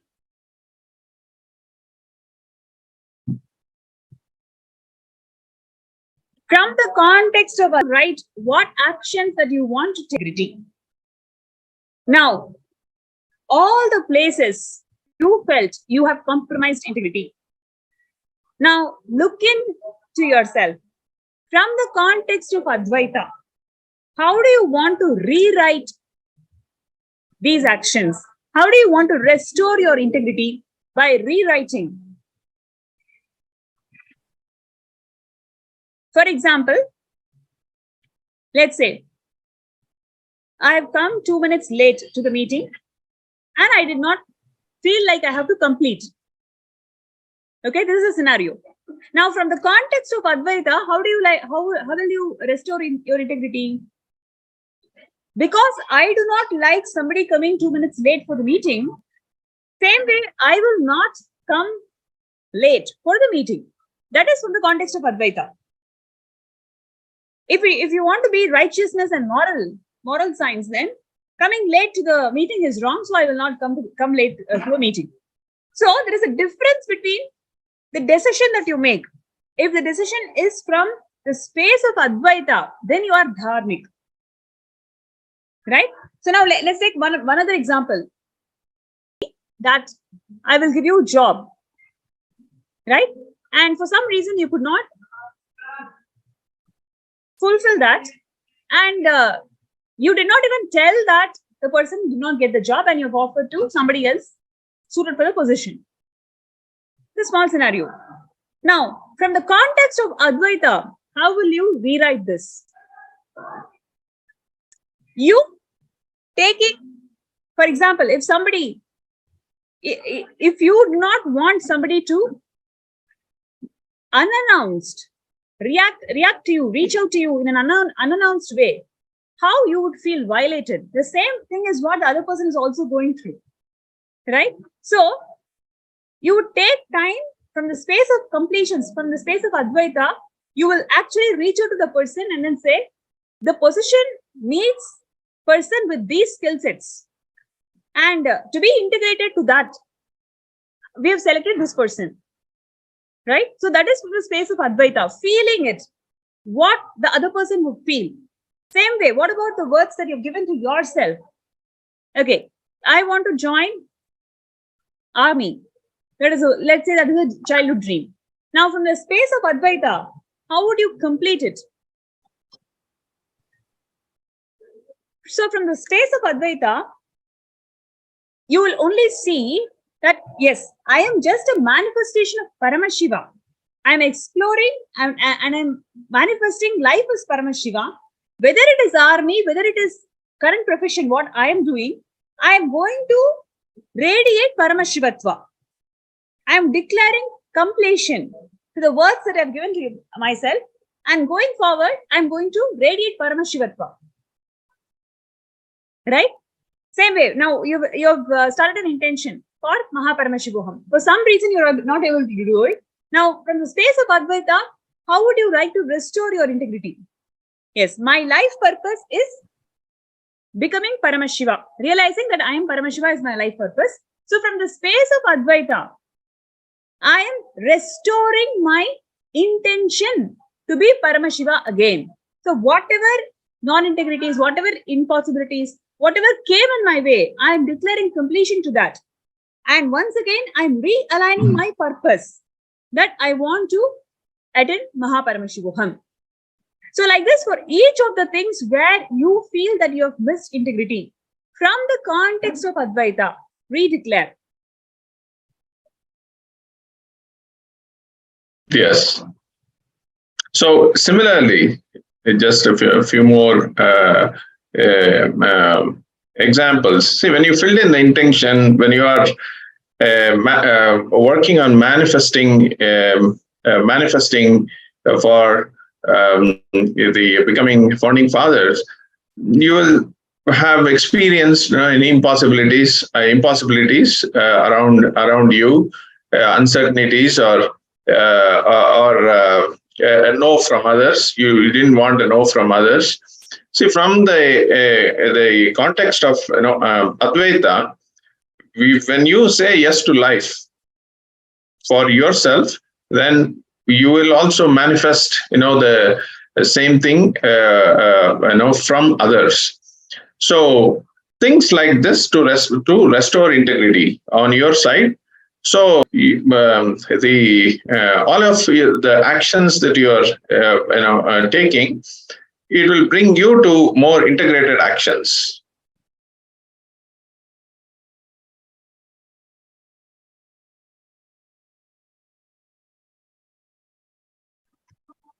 Let's go to the next slide. Yes. So how many of you are feeling so liberated just by completing all our compromised decisions, not holding ourselves accountable to the decisions, to the thoughts, words, everything that we have given to ourselves? Now, here is the beautiful opportunity to one and all, where you can become your intention, your purpose of your life. Realizing I am Paramashiva is the ultimate purpose of our lives, and that is being brought to you by this 21-day immersive retreat offered by the Supreme Pontiff of Hinduism, Bhagavan Nityananda Paramashivam, through Mahaparamashivaham. Through the day, we've been talking about the Mahaparamashivaham program, and I'm sure this is the best opportunity that none of you want to miss. All we need to do is be part of this great celebrations. Sign up by you signing up towards Mahaparamashivaham and becoming part of Sarvanya Pita, which is an initiative of Kailasa to revive all the different wings of Hinduism to its original glory and authenticity. Now, this December 9th is very special because when you contribute $21,000 towards Mahaparamashivaham, the entire contribution is going towards the Sarvanya Pita. So, by contributing towards Sarvanya Pita, you be part of Mahaparamashivaham.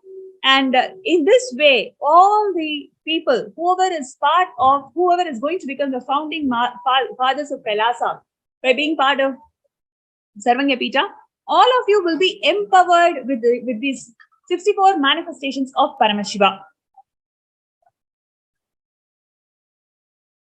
Yes, I encourage all of you, to really take this opportunity now with restoring your integrity and successfully manifesting, the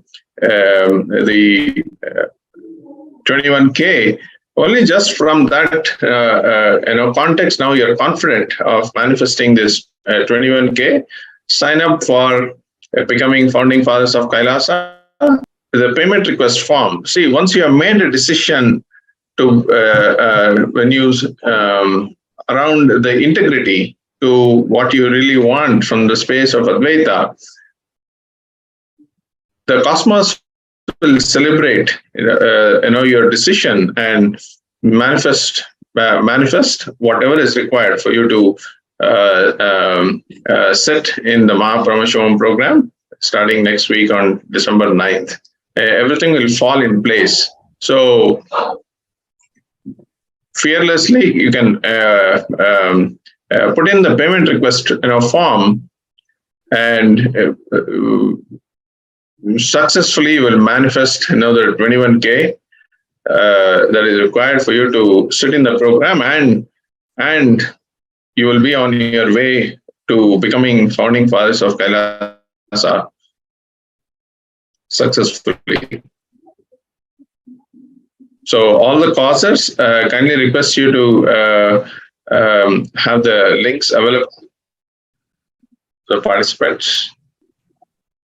And to enable each and every one of you in this manifestation, we are also going to be doing power manifestation with one and all. During this power manifestation process, where we were empowered to express, to manifest the superconscious powers of Paramashiva, when we move things, when we manifest powers, we make the obstacles redundant in our lives. Whatever you want to manifest today, whether it is your second home, whether it is your business, whether it is you to manifest blissful relationships, or you want to manifest the highest reality, which is Mahaparamashivaham and Sarvagya Pita, whatever you want to manifest, just understand you are empowered to manifest it. You're already empowered to manifest it. Just like how you would move things, how you would move matter and manifest the superconscious powers of Paramashiva, same way you are empowered to make the obstacles redundant in your life. It is simply your decision. The whole life is nothing but simply your decision. Today, if you decide, yes, I'm going to offer myself a boon, experiencing highest reality, I'm going to gift myself the highest reality for my life, then you support that intention. Swamiji beautifully shares, even if you have the intention, please be very clear. Only when I empower you, I'm even giving you that intention. So it is Avatar's compassion that all of us intend to be part of this program. Now, just by making a conscious decision to support that intention, you will see already all of us have manifested whatever is required to be for the program and whatever is needed to be part of Mahakailasa.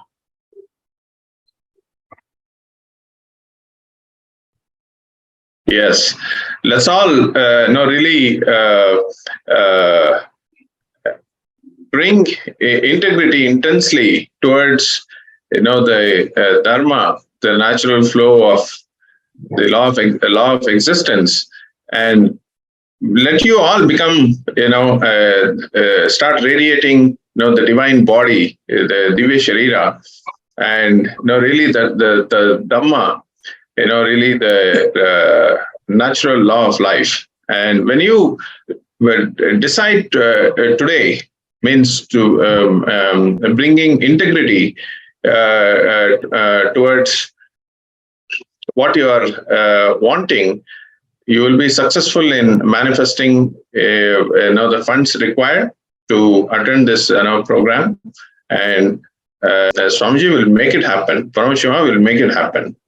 So only from that context, all can request the payment details form, and those who are still there thinking about becoming founding fathers, fill in the intention now, and you will be on your way to becoming founding fathers of Kailasa. Let's take a few minutes to fill in our intention, and whoever is ready to make the jump, whoever is ready to make the payment, you can start your journey by completing events.kailasa.org/payment.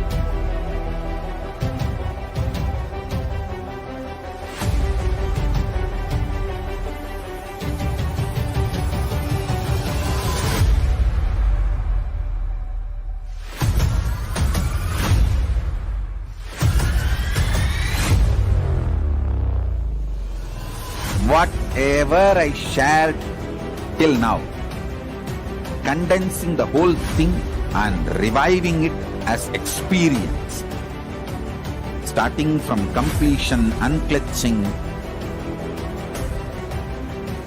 power manifestation, the states of consciousness, and the planes, multiple planes, everything.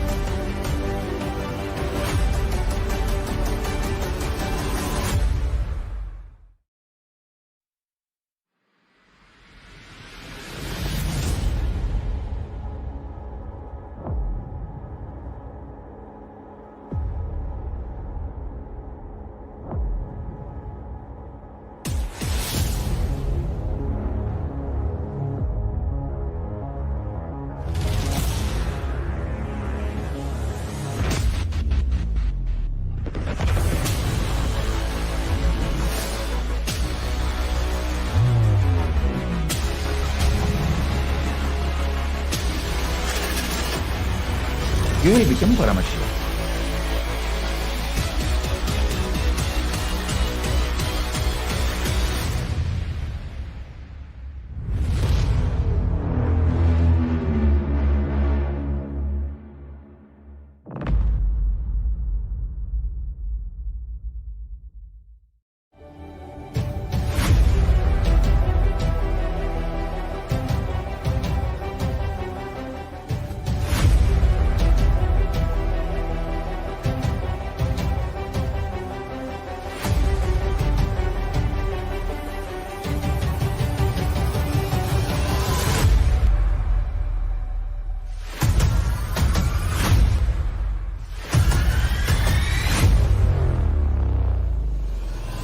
Ever I shared till now, condensing the whole thing and reviving it as experience, starting from completion, unclutching,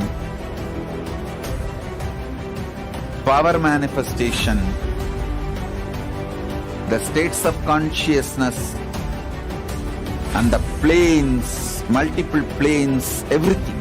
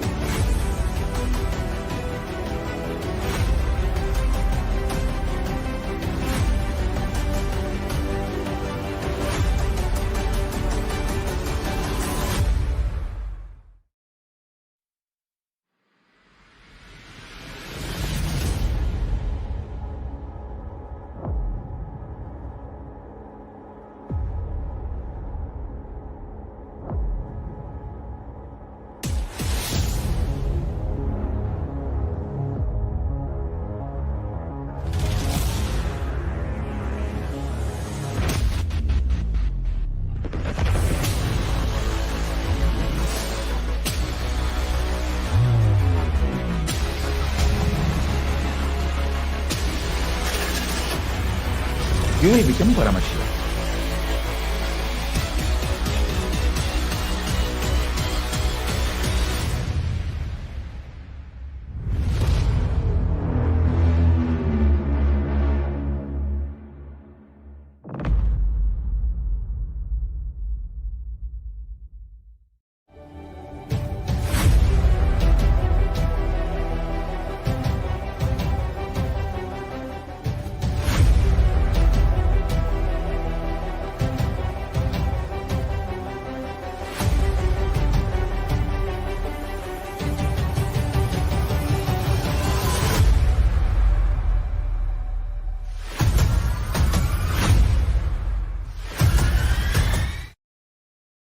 Nityanam, everyone. We welcome all the viewers back, and today we are getting excited and ready for the Nityanandeshwara Brahmotsavam celebrations. We are just getting close. The festival of Karthigai Deepotsavam is just round the corner, and it's a very, very significant festival, especially for all of us because Swamiji, Paramashiva, decided to descend in Tiruvannamalai in this avatar of his. And this is a very, very, very sacred and a very important festival for Tiruvannamalai. So it's time now for all of us to enter into power manifestation. So let's all get ready and let's all get ready to get started into the power manifestation. So how many of you are excited to manifest? How many of you are here? See, today we all learned about how dharma, when you follow dharma, if you manipulate dharma, you get manipulated in life. If you follow, if you adhere to the dharma, the word that you have given, how it simply empowers you and strengthens you to achieve your higher reality in life. So now let's all enter into this manifesting of Shaktis. We are all going to be manifesting the power of will, the Ichha Shakti in this session. Are we all ready for it?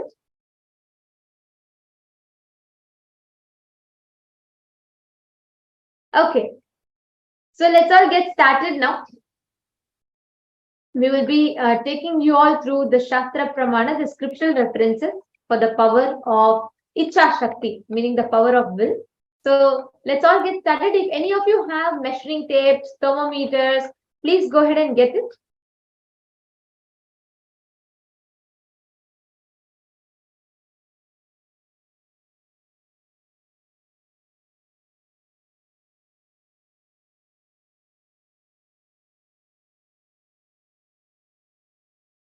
Yes, we will now be a request technique.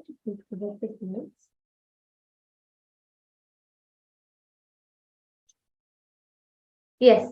So let's all get started. I request all the participants that are logged in with us on YouTube and two-way video conferencing.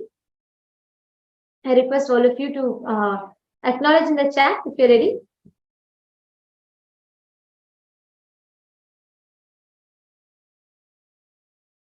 Okay. So we will now be taking you all through the Shastra Pramana, the scriptural reference for this power of will, the conscious will, Ichha Shakti.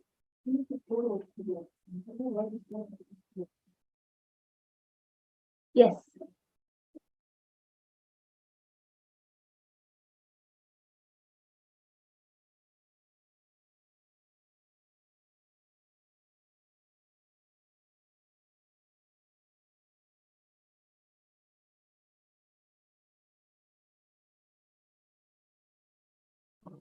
Yes.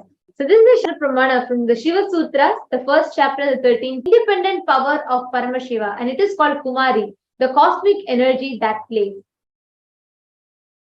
So the Apta Pramana for the power of will is a very beautiful story from Mahabharata. In the Vana Parva, this happens where when Yudhishthira is actually like when Yudhishthira is like up in he grieves about what happens to Draupadi, the Vastraharana, everything. At that time, Rishi Markandeya narrates this story to Yudhishthira, the story of Satyavan and Savitri.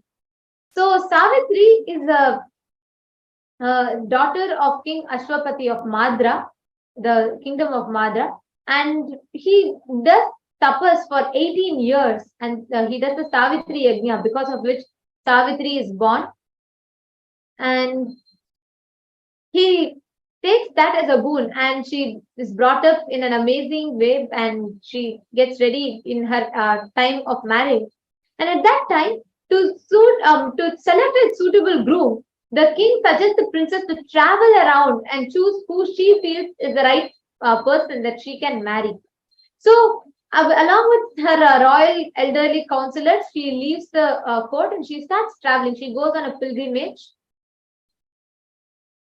And Savitri travels to distant lands and she visits several ashrams, holy shrines, capital cities, everything. And finally, she comes to the forest in Shalva. And there she meets Satyavan. At once, she chooses him to be her life's partner. And so does Satyavan also. But what happens is a very beautiful incident here where Rishi Narada, he visits Ashwapati, Savitri's father. And when they're engaged in conversation, when Savitri walks in, they ask Savitri whom she has chosen, and she says Satyavan. And the moment she tells that, Narada immediately tells her that unfortunately Satyavan is destined to die 1 year after marriage. So Ashwapati tries to convince Savitri, don't marry him. If the moment he marries, he will die in 1 year and you will become a widow. But she takes a strong intention, strong will, and she's unwavering with that. So she says that I am very clear. I am very clear that I have decided to marry him only. And her determination and she was so adherent to her vow as the chastity as a wife, and she is so chaste that after the marriage, after 1 year passes, and it's only 4 more days for 1 year left to her, she knows that the death of her husband is just around the corner. At that time, she takes actually she does a vrata, she takes a oath, and she leaves the place wherever she's standing for 3 days. Does not take water, does not take even food, nothing. And on that day, she worships Agni Devata, and she accompanies Satyavan on that particular day when he's supposed to be dying, where Satyavan was going to the forest to cut the wood. And as he was actually engaged in the activity as usual, he collapses as per what they had already predetermined. And at that time, that when her husband was about to die, because of the power of that will that she had, she suddenly sees in front of her, she sees Yama coming, but the power, she commands and stops Yama, but Yama does not stop for anything. He takes the soul of Satyavan and starts going, and she goes on following him, and the way with the power of will, she wins back the soul of Satyavan and gets him back to earth. Actually, you all need to know, the most interesting thing here is, she says, okay, the sun is going to set and if sun sets, day is over, that means he is supposed to leave the body because it's a day. It is as per the dharma. So she declares, if I am chaste to my husband, if I have been chaste in my Patni Vrata, the sun should stop. She stops the sun from setting. Understand? She stops. The whole time stops for her. And then she goes to Yama, she talks to him, convinces him and gets the life back and comes back victorious. She rewrites the whole future of her husband. Understand, that is the power of Icha Shakti. Let us all now listen from Swamiji's very own life, how Swamiji played this.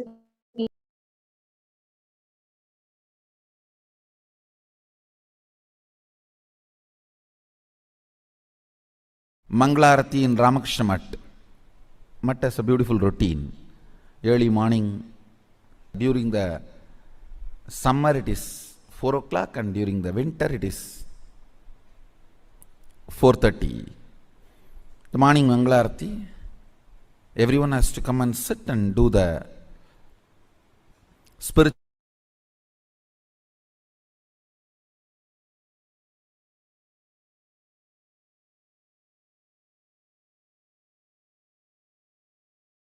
Oh, what is the pattern? What must be the reason I overslept? I did not do all that cute diagnosis analysis. It was a ferocious decision. I think we should stop sleeping, that's all.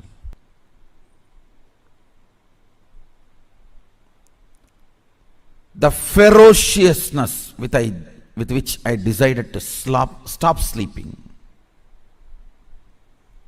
Only next 3-4 days I did not sleep. But the ferociousness was powerful enough to open my time layer. My decision to be in Mangalarati moved from length, imagination, breadth, visualization, depth, declaration to the space. Time opened up, and after that, not only I never missed Mangalarati, never sleep was a voting component of my life.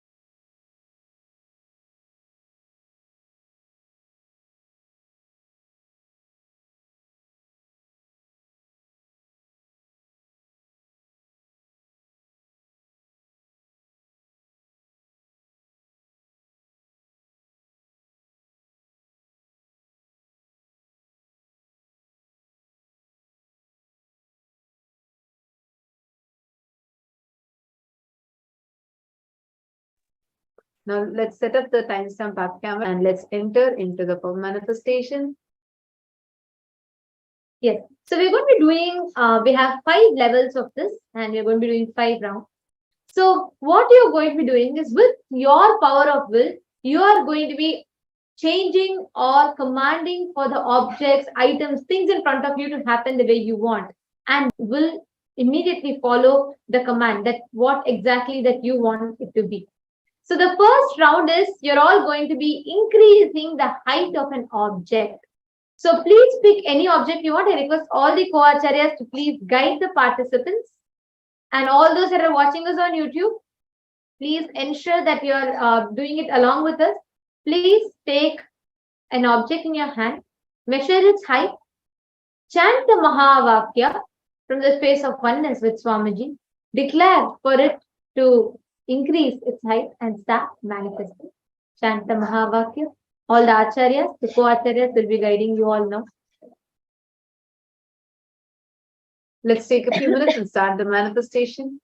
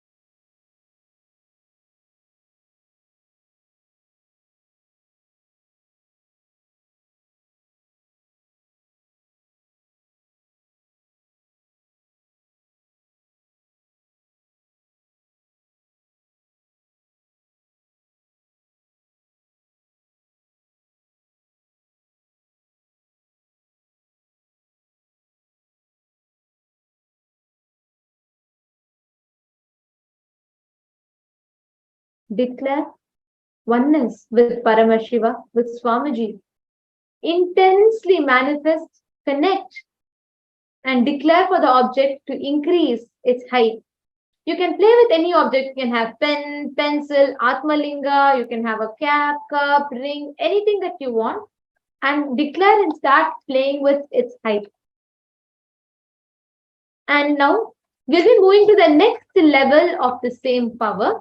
Now, once you start increasing, please go ahead and you can decrease the height of that object. All of you who have manifested successfully to increase the height of the object, please confirm to us in the chat section. Now it is time for all of us to move to the next level of this Shakti. It's really nice to see so many of us sitting here and participating. But if you have your friends and your family members that you want to invite, that you want them to also be part of it, please go ahead and call them. Enrich them so they too can come and manifest these Shaktis and prepare for the Darshan, Vrishabhrudar Darshan. So we'll now be moving to the next level where we'll be decreasing the height of an object. I request everyone to start. Please chant the Mahavakya. The same object, or you can even bring another object that you're manifesting with. Declare for you to decrease the height of the object, the size. It can be diameter or vertically. So please connect with Swamiji. Remember, cognize that Paramashiva, all your internal and external dependencies are only on him. And declare and start manifesting. Please chant the Mahavakya. We have our co-acharyas who are guiding in each and every Zoom. And all the viewers that are watching us on YouTube, we'll be guiding you all. So please go ahead and start manifesting.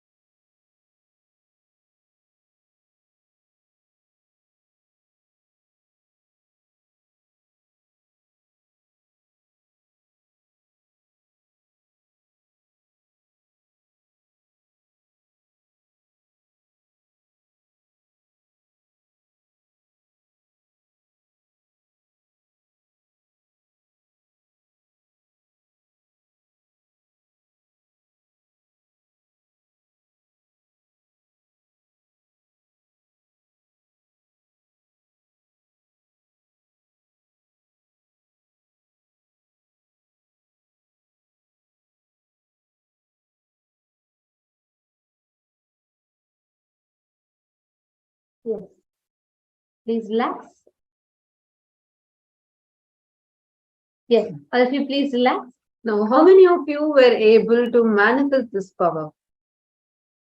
All of you can share with us. How many of you were able to manifest this power?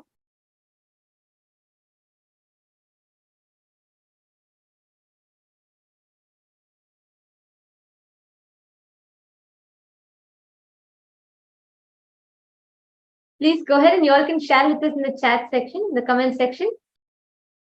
See, please understand, like we all listened in the satsang today, the power of your will, right? When you declare, when you are commanding, when you chant the Mahavakya, when you connect, you will see how beautifully the physical matter, the object in front of you will listen to you and it will follow what you say. Like it literally expand, but you can do it just with the power of your will. All those people that are sitting with us here,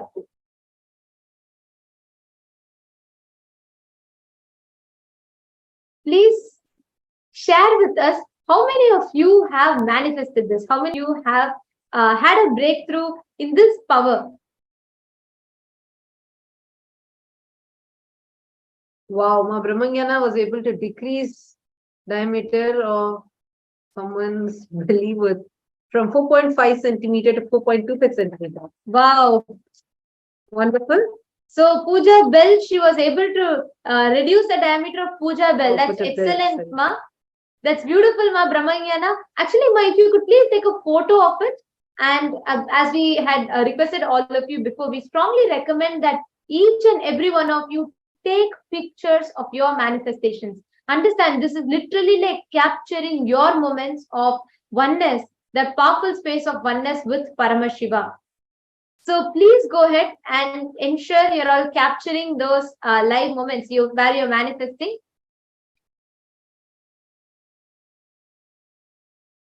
All right. So now we will be moving to the next level of this Shakti. And in the next level of this Shakti, we are going to be manifesting the ability to increase or alter the weight of an object. Please understand.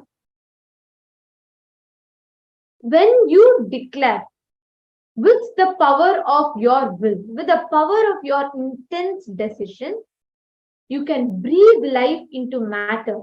Literally, the consciousness which is inside this matter will listen to your command and you will actually be able to play with it, manipulate the height of that object. Are you all getting it? See, like how, the weight of that object, like how we all just did the level where you're all increasing the height. So many of you are sharing, you were able to increase it in 0.few centimeters. It is totally fine. Please understand. You just start with this, but as you keep playing and as you keep getting comfortable with this Shakti, you will be able to do it few centimeters, then it will become like few meters. You will be able to alter it how much ever you want at your will. Of Nada, were you able to manifest? And Ma Gayatri Balasubramaniam, Ma Rugmani Nair, all of you can share with us who all did manifestation, who all did this power manifestation. Take a few minutes and share with us. And we also have the Acharyas in each of the Zoom. We have in the US, we have Srinitya Amritananda Ayya, who is going to be guiding us. And we have Manitya Kailasa in the Chinese room. We have Manitya Amritananda in the Sarvajna Pita Manifestors room. And we have Ma Parashiva in the India Zoom. Like that, we have Acharyas logged into various different Zooms. All further, if you have any doubts, if any some kind of an special help or attention, our acharyas in each of these Zoom rooms will help you all. They will personally guide you so that you can have a better experience of these Shaktis. Okay. So shall we all start the next one? Okay. So let's get started.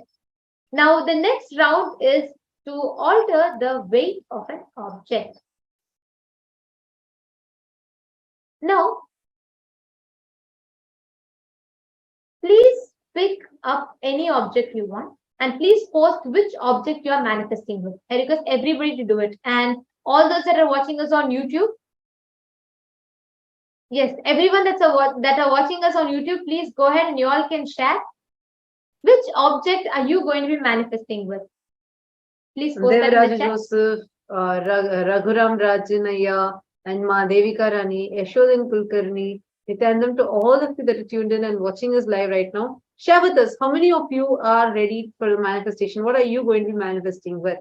Take a few minutes and share that with us.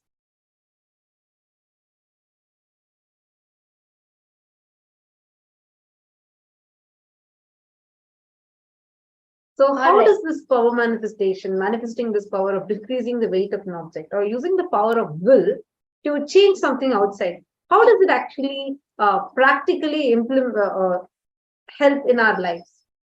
See, many of us actually might have this question. These powers does help in our life like a lot. But most importantly, the experience that these powers give us. Like Swamiji very beautifully explained. If you take third eye, yes, third eye itself is a great benefit for humanity because people who are visually impaired can see. All of it is one.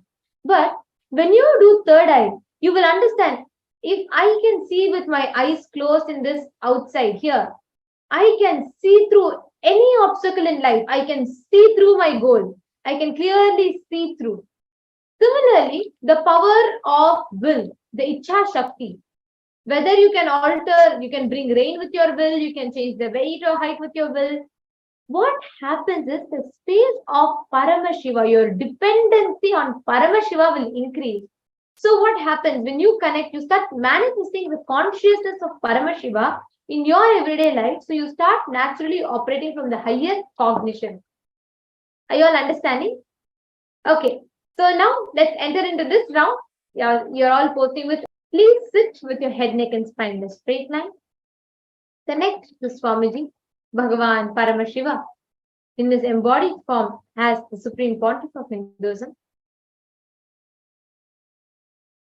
From the space of oneness and connect with the object in front of you. Chant the Mahavakya. Om Nityananda Paramashivoham. Om Nityananda Paramashivoham. Om Nityananda Paramashivoham. Is that nice?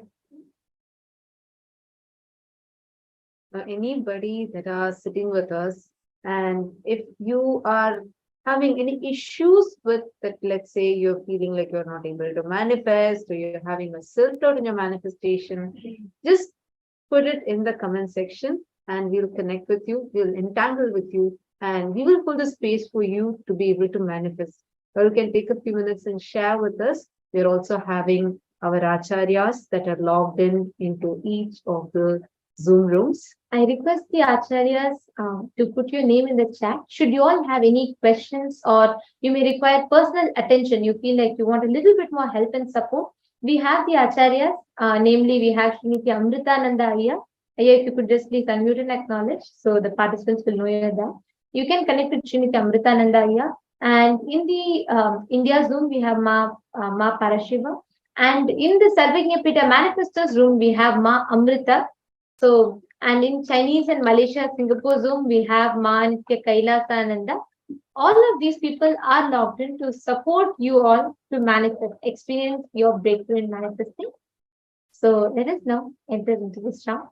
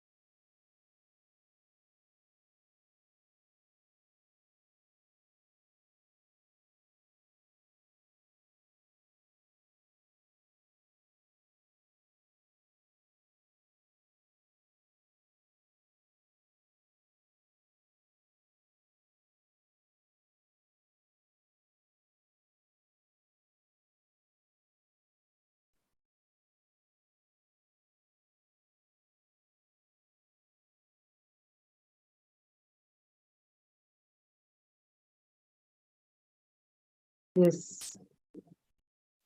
Who all are manifesting? Ma Holly Zazenham, Ma Barbara Hawk, Ma Rukmini Nair, whoever, all those that are manifesting, please turn on your camera. We request everyone on the two-way video conferencing to kindly turn on your cameras and you can continue the manifestation. Yeah. Anybody that wants help, if you want us to entangle with you and you're able and you want some help in manifestation, definitely we can help out. Please put your comment in the comment section, or even if you're logged in via Kailasa Darshan or in the Zoom rooms, please put it in the chat. Our acharyas will immediately connect with you and help you manifest. Ma Devika Rani Airapatam is sharing, the powers give me so much confidence in life, realizing everyone is only me, my reflection, my extension. So friendliness is flowering. Beautiful, Ma. That's why actually Swamiji says how friendliness is the smell, the fragrance of Advaita.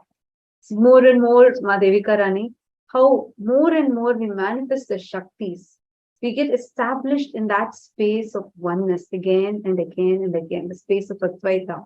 So whatever powers you're manifesting also, it helps you to root yourself in Advaita, which manifests further, flowers further as friendliness. Actually, that is why manifesting powers will never ever tire you out. It will only add more and more energy and increase the intensity of manifesting. Please chant the Mahavakya. Bring your entire awareness on the manifesting. We'll give you all time, 2-3 minutes to manifest.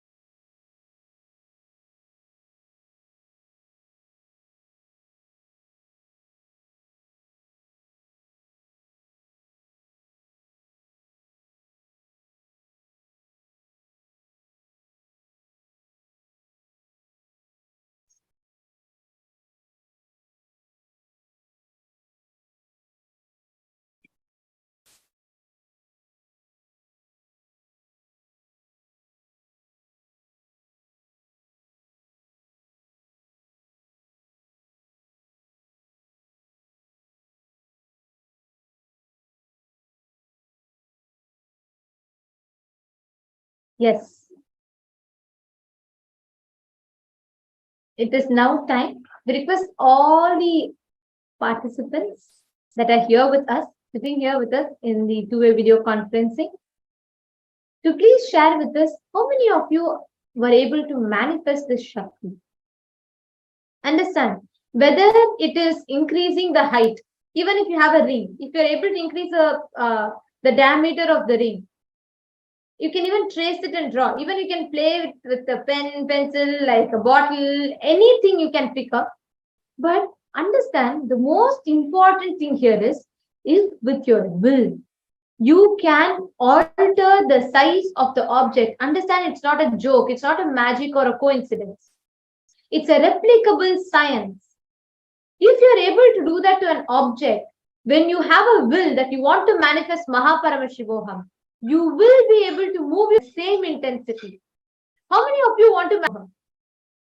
How many of you are really like, oh my God, Swamiji is speaking so much about it, and there's so much going on about it. I really want to be a part of this program, especially December programs are always close to our hearts, right? So how many of you really feel like, I should not miss Mahaparamashivaham, I have to be in Mahaparamashivaham? Please put yes in the chat. How many of you feel like that?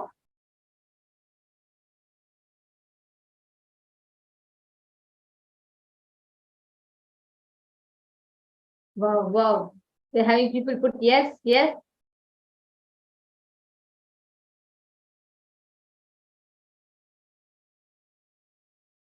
My yoga mother is saying, yes, I need to be that. Okay. Okay, ma Gabby him, ma Parameshwar Priya. See, please understand, when you manifest this Shakti, your very biomemory will realize, if I can increase the height of a pen or a stick with my will, I can increase the rate of, let's say, stock exchange.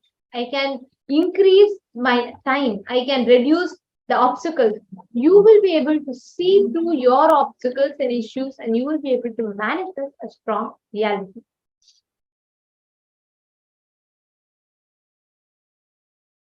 Yes.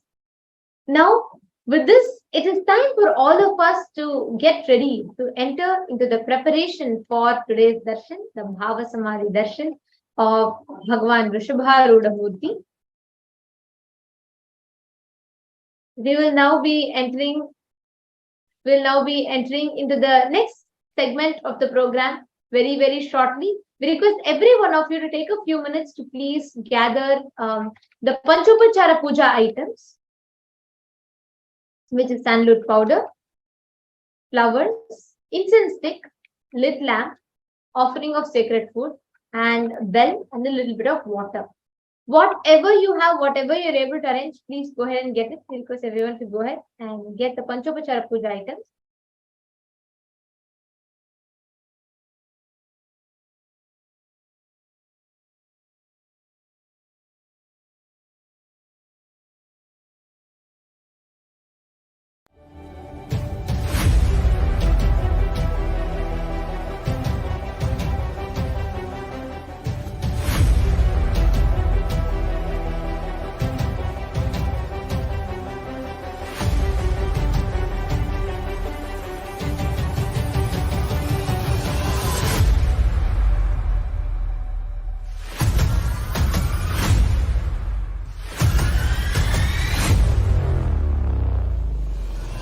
Whatever I shared till now, condensing the whole thing and reviving it as experience, starting from completion, unclutching,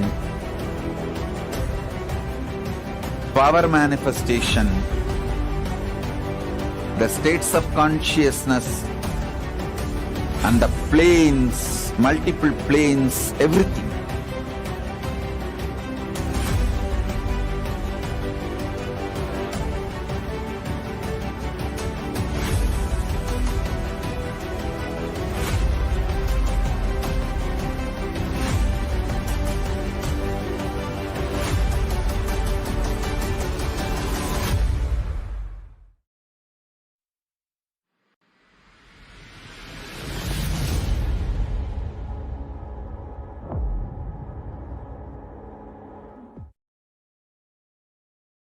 Nityananda. Now it's time for all of us to prepare ourselves to receive the darshan of Bhagavan Vrishabhrudar. And today we are all also getting ready to receive the live darshan of Arunachala of the Nityanandeshwara Brahmotsavam live from Adi Kailasa and live from Kailasa Thiruvannamalai. And the Supreme Pontiff of Hinduism is going to be gracing us in this auspicious occasion, blessing all of us with the Bhava Samadhi Darshan of Vrishabhrudar. Now let us understand what this very word Bhava Samadhi means. What does this word Bhava Samadhi Darshan mean? The very word Samadhi means being in oneness with the source. Bhava means a particular aspect or attitude through which you connect. So Bhava Samadhi means the attitude you choose through that Bhava connecting with the source is Bhava Samadhi. Knowing the aspect Bhava is ultimate Adi and being in oneness with it is Sama is Bhava Samadhi. The science of Bhava Samadhi is very profound. We generally see temples, right? Deities in temples. We go to them, we pray to them, we connect with them. But what is the difference between deities and a Nijavatara? Please understand, deities in temples also manifest the being and the superconscious energies. But human beings are not matured enough to directly receive those sciences from the deity. And hence, to bridge this gap, the avatar descends down to bridge this gap and give us that experience of divinity. Now, when we are having the Bhava Samadhi Darshan of Nijavatara, manifesting beings of various dimensions of Paramashiva, the auspicious components and the powerfulness of those dimensions of Paramashiva are awakening us. In scientific terms, Bhava can be defined as directing and activating the emotional and spiritual energy that is created through the meditation on the avatar. And now, during the Bhava Samadhi Darshan, we start imitating what's happening in Swamiji's brain and cells. This is called as the mirror neuron effects. And just by seeing, without any physical act of imitation, the mirror neurons happen. And actually, whichever place you are sitting, irrespective of the parameters of time and space, you experience quantum tunneling, where your thoughts per second completely reduces and you experience oneness, become mentally at ease in coexisting with the divine. And now let us get ready to receive the darshan of Bhagavan Vrishabhrudar through the Nijavatara, Supreme Pontiff of Hinduism, Bhagavan Shri Nityananda Paramashiva. So let's all get ready, enter into the space of meditation. Om Nityananda Paramashivoham. Om Nityananda Paramashivoham. Om Nityananda Paramashivoham.